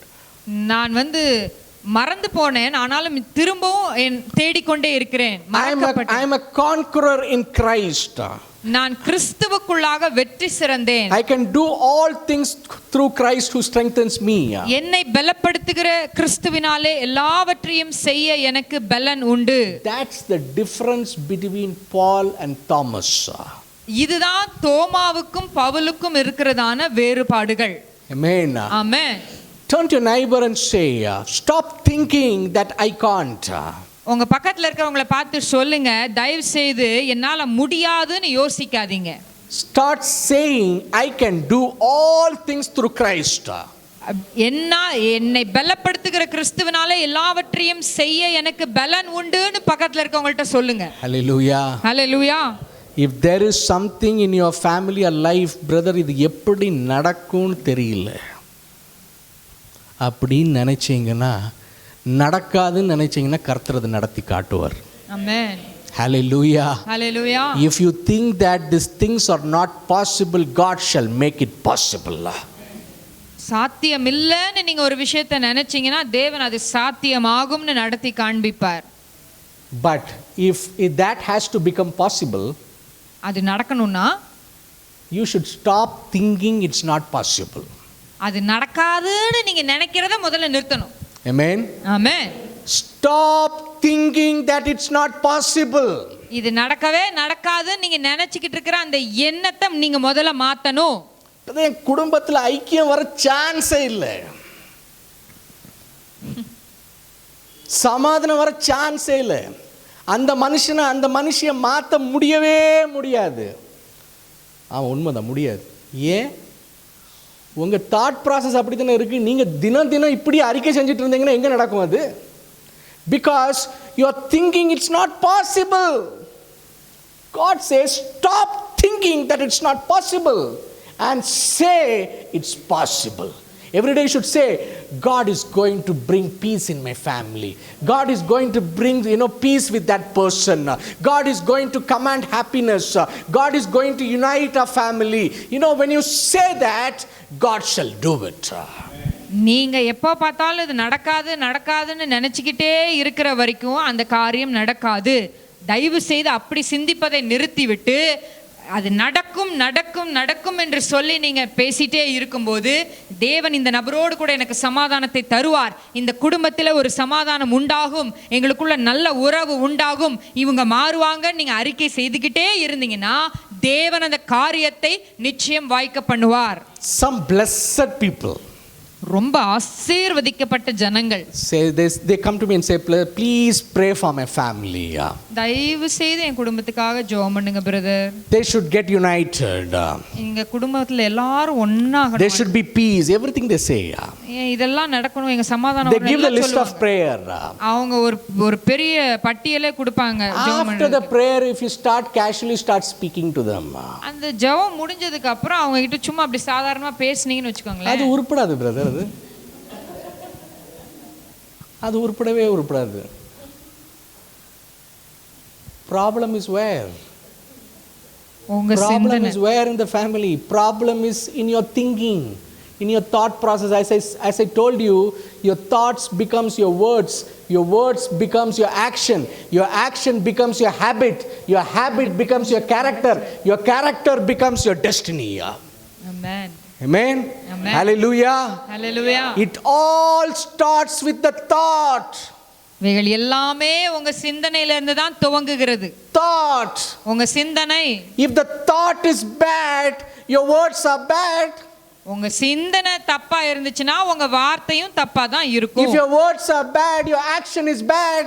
உங்களுடைய வார்த்தை தப்பா இருந்தா உங்க செயலும் தப்பா தான் இருக்கும். If your action is bad, then your habit is bad and your character is bad, and that leads to your wrong destiny. உங்களுடைய செயல் தப்பா இருக்கிற பட்சத்திலே உங்களுடைய பழக்கங்கள் தப்பா தான் இருக்கும். உங்க பழக்கங்கள் தப்பா இருந்தா உங்களுடைய நடத்தை தப்பா தான் இருக்கும். உங்களுடைய நடத்தை தப்பா இருந்தா நீங்க சென்று சேர போகிற இலக்கும் தப்பான இடமா தான் இருக்கும். So God is speaking to each and everyone this evening. ஆகவே தேவன் இந்த மாலை வேளையிலே உங்கள் ஒவ்வொருவரோடும் கூட பேசிக் கொண்டிருக்கிறார். Stop thinking I can't, this can't. இந்த முடியாது அப்படின்னு நினைக்கிற அந்த விஷயத்தை முதல்ல நிறுத்திடுங்க. Start saying I can do all things through Christ. என்னால் இயேசு கிறிஸ்துவால் எதையும் என்னால செய்ய முடியும்னு அறிக்கை செய்ய தொடங்குங்க. Please understand. தயவு செய்து புரிஞ்சுக்கோங்க. The secret. இந்த ரகசியம். Satan knows, but you many times he don't allow you to know it. உங்க பிசாசுக்கு நல்லா தெரியுது, அதனால தான் அவன் நீங்க தெரிஞ்சுக்க கூடாதுன்னு அவன் ரொம்ப போராடுறான். You speaking what you believe is very very important. நீங்க எதை நம்புகிறீர்களோ அதை நீங்க பேசுவது மிக மிக மிக மிக முக்கியமானது. Some people, ரொம்ப சில ஜனங்கள், if you ask them to speak on the worldly topic, they speak for hours together. உலக பிரகாரமான காரியத்தை பேச சொன்னா மணிக்கணக்கா பேசுவாங்க. சில டைம்ல அவங்கள்ட்ட எப்படி கட் பண்ணிட்டு praise the Lord சொல்லிட்டு எப்படி வெளில வருதுன்னு நமக்கு தெரியாது. They keep on speaking. தொடர்ந்தேச்சியா பேசிக்கிட்டே இருப்பாங்க. But when it comes to prayer and spiritual life, and when we ask them to do some spiritual declaration from their from their mouth, அவங்க வாயிலிருந்து ஆவிக்குரிய ஒரு வாக்குத்தத்தத்தை அப்படியே வாயிலிருந்து சொல்லுங்கன்னு சொன்னோம்னா they stand like a military person. அவங்க அவ்வளவுதான், அப்படியே ராணுவ படை வீரன் மாதிரி அப்படியே தரப்பா நிப்பாங்க. You do not know whether they're deaf and dumb. We don't know. They will not open only. அவங்க ஏதோ ஊமையும் செவிடுமான மனுஷன் மாதிரி அப்படி நிப்பாங்க. At times only you can see the lip movement. சில நேரத்துல வெறும் அப்படியே அந்த வாய் மட்டும் அசையும். Even if you keep the ear touching their lips, you will not be able to hear. அவங்க வாய் கிட்ட போய் நீங்க அந்த காதை வெச்சீங்கனா கூட அவங்க என்ன பேசுறாங்கன்னு கேட்க முடியாது. But understand, God says, stop thinking the negative things I can't, and also very important is what? You have to say I can do all things through Christ. நீங்க உங்களுடைய சிந்தனையில என்னால் முடியாதுன்னு சிந்திக்கிறதை நிறுத்துவதை விட்டு விடுங்கள். அது மட்டுமல்ல, இரண்டாவது முக்கியமானது என்ன செய்யணும்? உங்க வாயை திறந்து இயேசு கிறிஸ்துவால என்னால் எதையும் செய்ய முடியும் என்று அறிக்கை செய்வது மிக மிக மிக முக்கியம். என் மகன் நல்லா வந்துருவான் பிரதர், என் மகன் நல்லா வந்துருவா, அவனுக்கு என்ன வேலை கிடைச்சிரும் அப்படின்னு அறிக்கை செய்யணும். You should keep on speaking that. நீங்க தொடர்ந்து அந்த மாதிரி பாசிட்டிவான காரியங்களை அறிக்கை செய்துக்கிட்டே இருக்கணும். you should say my husband will get saved brother, our ரட்சிக்கப்பட்டவர் brother, நம்பிக்கை இருக்கு, அவர் ரட்சிக்கப்பட்டவர் நம்பிக்கை இருக்கு, அவர் ரட்சிக்கப்பட்டவர் எனக்கு நம்பிக்கை இருக்கு, அவர் ரட்சிக்கப்பட்டவர் நம்பிக்கை இருக்குன்னு அறிக்கை செய்துட்டே இருந்தீங்கன்னா அவர் ரட்சிக்கப்பட்டவர். ஆமென். ஹalleluya. ஹalleluya. you should speak. நீங்க வாய் திறந்து பேசணும். அதை விட்டு நீங்க என்ன செய்வீங்க? அவர் சரியில்லை பிரதர், உங்களுக்கு தெரியாது பிரதர், நான் எவ்வளவு கஷ்டப்படுறேன்னு உங்களுக்கு உண்மையிலே தெரியாது பிரதர். உண்மையிலே எனக்கு தெரியாது, எனக்கு தெரியறதுக்கு விருப்பமும் இல்லை. ஏன்னா நீங்க சொன்னாலா என்னால் எதுவுமே பண்ண முடியாது. யார் தான் என்ன பண்ண முடியும்? கர்த்தர் ஒருவரால தான் அதை பண்ண முடியும். ஆமென். ஹalleluya. ஹalleluya. Praise be to God. தேவனுக்கு மகிமை உண்டாவதாக. So stop thinking the negative things in your mind. உங்க சிந்தனையில நீங்க சிந்திக்கிற எதிர்மறையான காரியங்களை சிந்திப்பதை விட்டுடுங்க. Stop thinking if ஆனால் and start saying I will by God's grace. நடந்தால் அப்படின்னு யோசிக்கிறதை விட நடக்கும், இயேசுவின் நாமத்தினால இயேசுவின் வல்லமையினால் நடக்கும்னு நீங்க பேசுங்க. If பிரதர் ஒருவேளை அது நடக்கலைனா, ஒருவேளை அது ஆகலைனா, என் மகனுக்கு ஒருவேளை அந்த கம்பெனியில் ஜாப் கிடைக்கலனா, if stop thinking that if and stop saying I can do it by the grace of God. ஒருவேளை நடக்கும், நடக்குமா நடக்காத அந்த ஒருவேளைன்ற வார்த்தையை அப்படி தூக்கி போட்டுட்டு கண்டிப்பா நடக்கும் அப்படின்னு நீங்க வாயில இருந்து அறிக்கை செய்யுங்க. Stop thinking I am defeated and start saying greater is he within me than the one who is in the world. நான் வீழ்த்தப்பட்டு விட்டேன், தோட்டு போயிட்டேன் நீங்க நினைச்சிட்டு இருக்கிறத முதல்ல நிறுத்திட்டு, நான் இயேசு கிறிஸ்துவின் நாமத்தினாலே எனக்குள் இருக்கிறவர் இந்த உலகத்தில் இருக்கிறவனை காட்டிலும் பெரியவர்னு அறிக்கை செய்து முன்னேறுங்க. Stop thinking I don't know the right people and start saying if God is for me who can be against me. எனக்கு யாரையுமே தெரியாது, சரியான காரியங்கள் தெரியாதுன்னு நீங்க சிந்திக்கிறத விட்டுட்டு, என் தேவன் எனக்கு இருந்தால் மனுஷன் எனக்கு என்ன செய்வான்னு நீங்க பேச ஆரம்பிங்க. There is not a victory without a fight. ஒரு போராட்டம் இல்லாம வெற்றின்ற வார்த்தைக்கு அர்த்தமே இல்ல. There is not a sunrise without a night. ஒரு இரவு இல்லாமல் ஒரு சூரிய உதயம் என்பது நடக்க போவது இல்லை. There is not a purchase without a cost. ஒரு விலை இல்லாமல் ஒரு காரியத்தை என்ன செய்ய முடியாது, வாங்க முடியாது. There is not a crown without a cross. ஒரு கிரீடம் நமக்கு வேணும்னா ஒரு சிலுவை கண்டிப்பா சுமந்து தான் ஆகணும். Amen. Amen. Hallelujah. Hallelujah. At times when we look around the people around us in their lives constantly, நம்மை சுற்றிலும் இருக்கிற மக்களை நாம தொடர்ந்து சில நேரங்களில் பார்க்கும் பொழுது they keep whining. Whining means they keep murmuring and cribbing about their family, about their health, their job, their business, their relationship, etc. அவங்க எப்போ பார்த்தாலும் என்ன செய்வாங்கன்னா, ஒரு சில ஜனங்கள் வந்து எப்போ நீங்கள் அவங்கள்ட்ட பேசுனீங்கனாலும் குடும்பத்தை பற்றி இல்லை அவங்கள பற்றி இவங்கள பற்றி எதை பற்றினாலும் ஏதாவது என்ன செய்வாங்க, முறுமுறுத்துக்கிட்டே இருப்பாங்க, குறை சொல்லிட்டே இருப்பாங்க, புலம்பிக்கிட்டே இருப்பாங்க. Some people whenever when you meet them, always they sing the depression national anthem. ஒரு சிலர் என்ன செய்வாங்க, அவங்களுடைய தேசிய கீதம் மாதிரி அவங்க என்ன செய்வாங்கன்னா சோகப்பாட்டு ஒன்று பாடிக்கிட்டே இருப்பாங்க. Some people sing the problem national anthem. சிலர் வந்து அவங்க பிரச்சனையை அப்படியே தேசிய கீதம் மாதிரி பாடிக்கிட்டே இருப்பாங்க. Some people's the tear pipe, I don't know from where it flows, it never stops. So the moment you say it keeps on flowing. சிலருக்கெல்லாம் அப்படியே கண்ணீர் திறந்துச்சுன்னா மடை திறந்த வெள்ளம் போல எங்கிருந்து தான் வரும்னே தெரியாது, வற்றாத நதியா போய்கிட்டே இருக்கும். But God says, ஆனால் தேவன் சொல்லுகிறார், stop thinking all those negative things. அந்த எதிர்மறையான காரியங்களை எல்லாம் சிந்திக்கிறதை தயவு செய்து நிறுத்துங்க. And start saying, தயவு செய்து வாயை திறந்து சொல்லுங்க, everything is possible.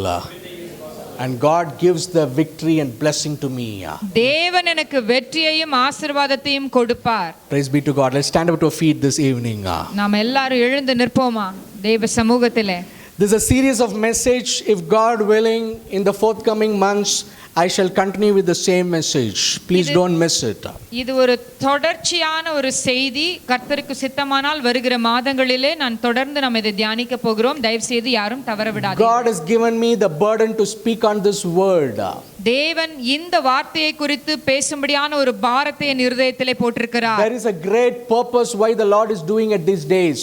இதை செய்கிறதற்கு தேவனுக்கு ஒரு முக்கியமான நோக்கம் இருக்கிறது. God said unto me and revealed me that my children's spirit are there in a tied up state. தேவன் எனக்கு வெளிப்படுத்தி சொன்ன காரியம், என்னுடைய பிள்ளைகள் அவர்களுடைய ஆவியானது கட்டப்பட்ட நிலையில இருக்கிறது. They come to church, they read Bible, they do everything, but still they are not able to worship and thank the Lord in the free spirit. அவர்கள் ஆலயத்துக்கு வருகிறார்கள், வேதத்தை வாசிக்கிறார்கள், ஆனால் இன்னும் அவர்களாலே ஆவியிலே ஒரு விடுதலையோடு கூட ஆராதிக்க முடியவில்லை. They are not able to hear unto my voice in a very clear state. அவர்களால் என்னுடைய சத்தத்தை தெளிவாக கேட்க முடியவில்லை. They are in a very confused state. அவர்கள் ஒரு குழப்பமான நிலையிலே இருக்கிறாங்க. Fallen state. விழுந்து போன ஒரு நிலையிலேயே அவங்க மனநிலை இருக்கிறது. They have given their mind to Satan to get conquered. அவங்க தங்களுடைய மனதை பிசாசு ஆண்டு கொள்ளும்படியாக, அவன் கைப்பற்றும்படியாக தங்கள் மனதை விட்டு கொடுத்து விட்டார்கள். So God specifically speaking about this word at these days in one objective. இந்த காரியங்களை தேவன் இந்த நாட்களிலே பேசுவதற்கு ஒரு முக்கியமான நோக்கம் இருக்கிறது. God wants to free your spirit. தேவன் உங்கள் ஆவியை விடுதலையாக்க விரும்புகிறார். God wants to deliver you from this battle. உங்களுடைய யுத்தத்திலிருந்து உங்களை விடுதலையாக்க தேவன் விரும்புகிறார். God wants to give the victory to you in this battle.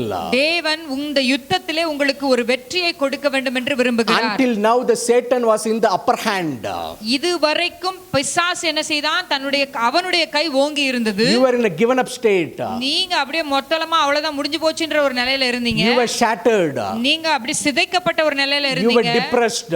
நீங்க உடைஞ்சு போன ஒரு நிலையில You இருந்தீங்க. were in a distressed state. நீங்க மிகவும் தொய்ந்து போன ஒரு நிலையில இருந்தீங்க. You thought everything is over. நீங்க நினைச்சீங்க எல்லாம் முடிஞ்சு போச்சுன்னு நினைச்சீங்க. But God is saying unto you, ஆனால் தேவன் உங்களை பார்த்து சொல்லுகிறார், no, you are not through with the battle. நீங்க இன்னும் இந்த யுத்தத்தை முடிச்சு வெளியில வரல. I see the Lord's hand taking charge over the battle. தேவன் இந்த யுத்தத்தை அவர் கையில் எடுக்கிறதை நான் பார்க்கிறேன். I see the Lord fighting the battle on your behalf. உங்க சார்பா தேவன் அந்த யுத்தத்தை அவர் செய்கிறதை நான் பார்க்கிறேன். I see the Lord commanding the great victory in this battle. தேவன் உங்களுக்கு மிகச்சிறந்த வெற்றியை இந்த யுத்தத்திலே கொடுக்கிறதை அவர் கட்டளையிடுகிறதை நான் பார்க்கிறேன். Take it as a prophetic word. இது தீர்க்கதரிசன வார்த்தையா The எடுத்துக்கொள்ளுங்கள். Lord says, தேவன் சொல்லுகிறார், I shall make your hands to get lifted up. உங்களுடைய கைகள் ஓங்கும்படியாக நான் செய்வேன் என்று தேவன் சொல்லுகிறார். I will bless you. உங்களை நான் ஆசீர்வதிப்பேன். I will bless you. உங்களை நான் ஆசீர்வதிப்பேன். I will bless you. உங்களை ஆசீர்வதிப்பேன். And I will make all the Satan's plans and devices to get defeated. எல்லா சாத்தானின் தந்திரங்களும் திட்டங்களும் முற்றிலுமாக தோற்கடிக்கப்படும்படி நான் செய்வேன் என்று சொல்லுகிறார். Having this in mind, God is speaking about this word to you. இதை சிந்தனையில வைத்துக் கொள்ளுங்கள். தேவன் இந்த காரியத்தை தான் உங்களோடு கூட பேசிக் கொண்டிருக்கிறார். Amen. Amen. Let's close our eyes. நாம் கண்களை மூடி இருப்போம். Let's pray and surrender unto God. நாம் அப்படியாக ஜெபம் செய்து அவரிடத்தில் அர்ப்பணிப்போம். கர்த்தாவே, நாங்கள் உம்மை நன்றியோடு கூட துதிக்கிறோம். இந்த இரவு வேளையில தேவன் நீர் எங்களோடு கூட பேசி இடைப்பட்ட இந்த காரியத்துக்காக நாங்க உமக்கு நன்றி செலுத்துகிறோம் அப்பா. எங்க சிந்தனைகளை நாங்க நினைச்சிட்டு இருந்த அந்த காரியத்தை இன்றைக்கு நாங்க சிந்திக்கிறத விட்டு விடுகிறோம் ஆண்டவரே. இதுவரைக்கும் முடியாதுன்னு நாங்க நினைச்ச எல்லா காரியத்தையும் இப்போ நாங்க விட்டு விடுகிறோம். நாங்கள் அதற்கு மாறாக நாங்க எங்க வாயை திறந்து எங்களை பலப்படுத்துகிற கிறிஸ்துவினாலே எல்லாவற்றையும் செய்ய எனக்கு பலன் உண்டு. என்னை பலப்படுத்துகிற கிறிஸ்துவினாலே எல்லாவற்றையும் செய்ய எனக்கு பலன் உண்டு. கர்த்தர் இந்த யுத்தத்தை செய்வீர். இந்த சூழ்நிலையை மாற்றுவீர். என் பிரச்சனை ஒரு முடிவுக்கு வருகிறது. நீங்க வாக்கு பண்ணினபடியே இந்த யுத்தத்துல நீங்க ஜெயத்தை கட்டளையிட்டதுக்காக உமக்கு நன்றி என்று நாங்க சொல்லுகிறோம். ஆண்டவரே, தொய்ந்து போன ஒரு மனநிலையோடு கூட நாங்க வந்திருந்தோம். எங்க குடும்பத்துல எத்தனையோ பிரச்சனைகள், முடிவு காண முடியாத ஒரு பிரச்சனை. ஆண்டவரே, இது என்றைக்கு முடியும் என்று சோர்ந்து போன நிலையில இங்க வந்த ஒவ்வொருவருக்கும் கர்த்தர் நீங்க உம்முடைய வார்த்தையாகிய மன்னாவை கொடுத்து அவர்கள் ஆவியை உயிர்ப்பித்திருக்கிறீர். அதற்காக நன்றி செலுத்துகிறேன். ஒவ்வொருவருடைய ஆவியையும் இயேசுவின் நாமத்தினாலே இப்பொழுது நாங்கள் விடுவிக்கிறோம். ஒவ்வொருடைய ஆவியில ஒரு விடுதலை உண்டாகட்டும். உம்முடைய பிள்ளைகள் உம்மை ஆவியோடும் உண்மையோடும் தொழுது கொள்ள தங்கள் முழு மனதோடும் உம்மை ஆராதிக்க ஆண்டவரே நீர் உதவி செய்வீராக. தொடர்ந்து உம்முடைய பிரசன்னத்திற்குள்ளா எங்களை தாழ்த்தி அர்ப்பணிக்கிறோம். நீர் பொறுப்பெடுத்துக் கொள்ளும். இயேசுவின் நாமத்தில் பிதாவே, ஆமென். ஒரு பாடலை பாடும்போது காணிக்கை எடுப்பாங்க. கொடுக்கணும்னு நினைக்கிறவங்க யூ கேன் கிவ். தேவனுக்கு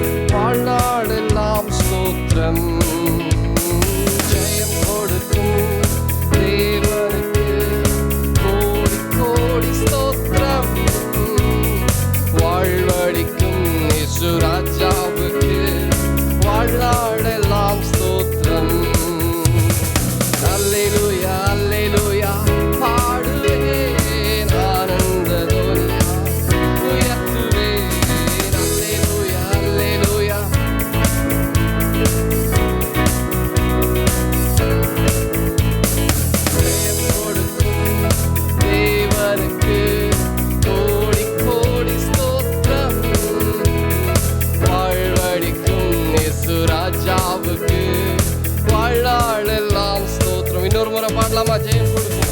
ஜெயம் கொடுக்கும் தேவனுக்கு கோடி கோடி ஸ்தோத்திரம். வாழ்வழிக்கும் இயேசு ராஜாவுக்கு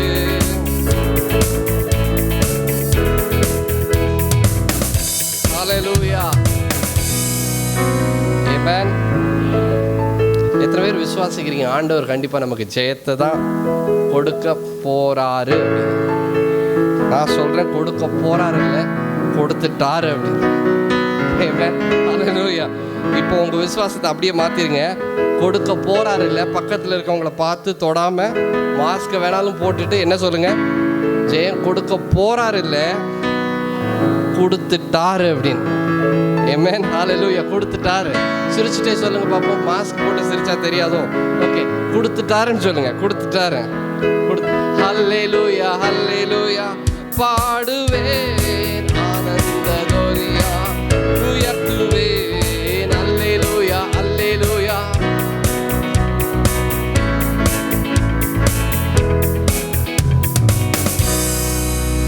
மழை வெயில் எதுவும் பார்க்காம ஆண்டவருடைய சமூகத்தை நாடி வந்த உங்களை ஆண்டவர் கண்டிப்பாக 100 மடங்கு ஆசீர்வதிப்பார். நான் மனதார வாழ்த்துறேன். ஆமென். ஹல்லேலூயா. ஆண்டவர் கண்டிப்பாக உங்களை உயர்த்துவார், மேன்மைப்படுத்துவார். ஆமென்.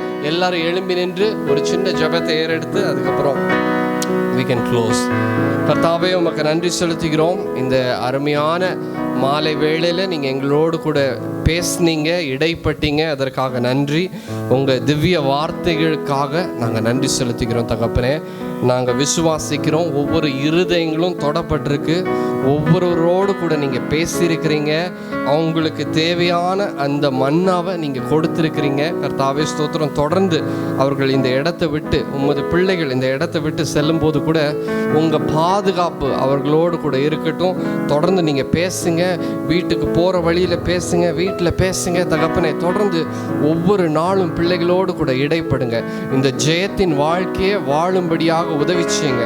சத்துருவை விழப்பண்ணத்தக்கதாக கர்த்தாவே ஸ்தோத்திரம் ஜெயத்தின் வாழ்க்கையை வாழும்படியாக நீங்கள் ஒவ்வொருவருக்கும் நீங்கள் பலன் அளிப்பதற்காய் ஸ்தோத்திரம், விசுவாசம் அளிக்கிறதற்காய் ஸ்தோத்திரம், ஞானத்தை நீங்கள் கொடுக்கிறதற்காய் ஸ்தோத்திரம், அந்த ரியலைசேஷனை நீங்கள் கொடுக்கிறதற்காய் நன்றி செலுத்துகிறோம் தகப்பனே.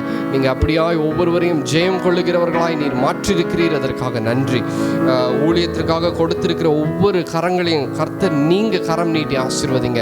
அவங்க 100 மடங்காய் 1000 மடங்காய் உங்கள் கரத்திலிருந்து பெற்றுக்கொள்ளும்படியாக என் தேவன் நீங்கள் கரம் நீட்டி ஆசீர்வதிங்க தகப்பனே. ஒவ்வொருவரையும் வாழ்த்தி ஆசீர்வதிக்கிறோம். இயேசுவின் நாமத்தினாலே ஜெபிக்கிறோம் எங்கள் நல்ல பிதாவே, ஆமென். என் ஆத்துமாவே கர்த்தரை ஸ்தோத்ரி, என் முழுமே அவருடைய பரிசுத்த நாமத்தை ஸ்தோத்ரி. என் ஆத்துமாவே கர்த்தரை ஸ்தோத்ரி. கர்த்தர் செய்த சகல உபகாரங்களையும் மறவாதே. May the grace of God, love of the Father and the communion of Holy Ghost be with you all in Jesus' name. Amen. God bless you. God bless you.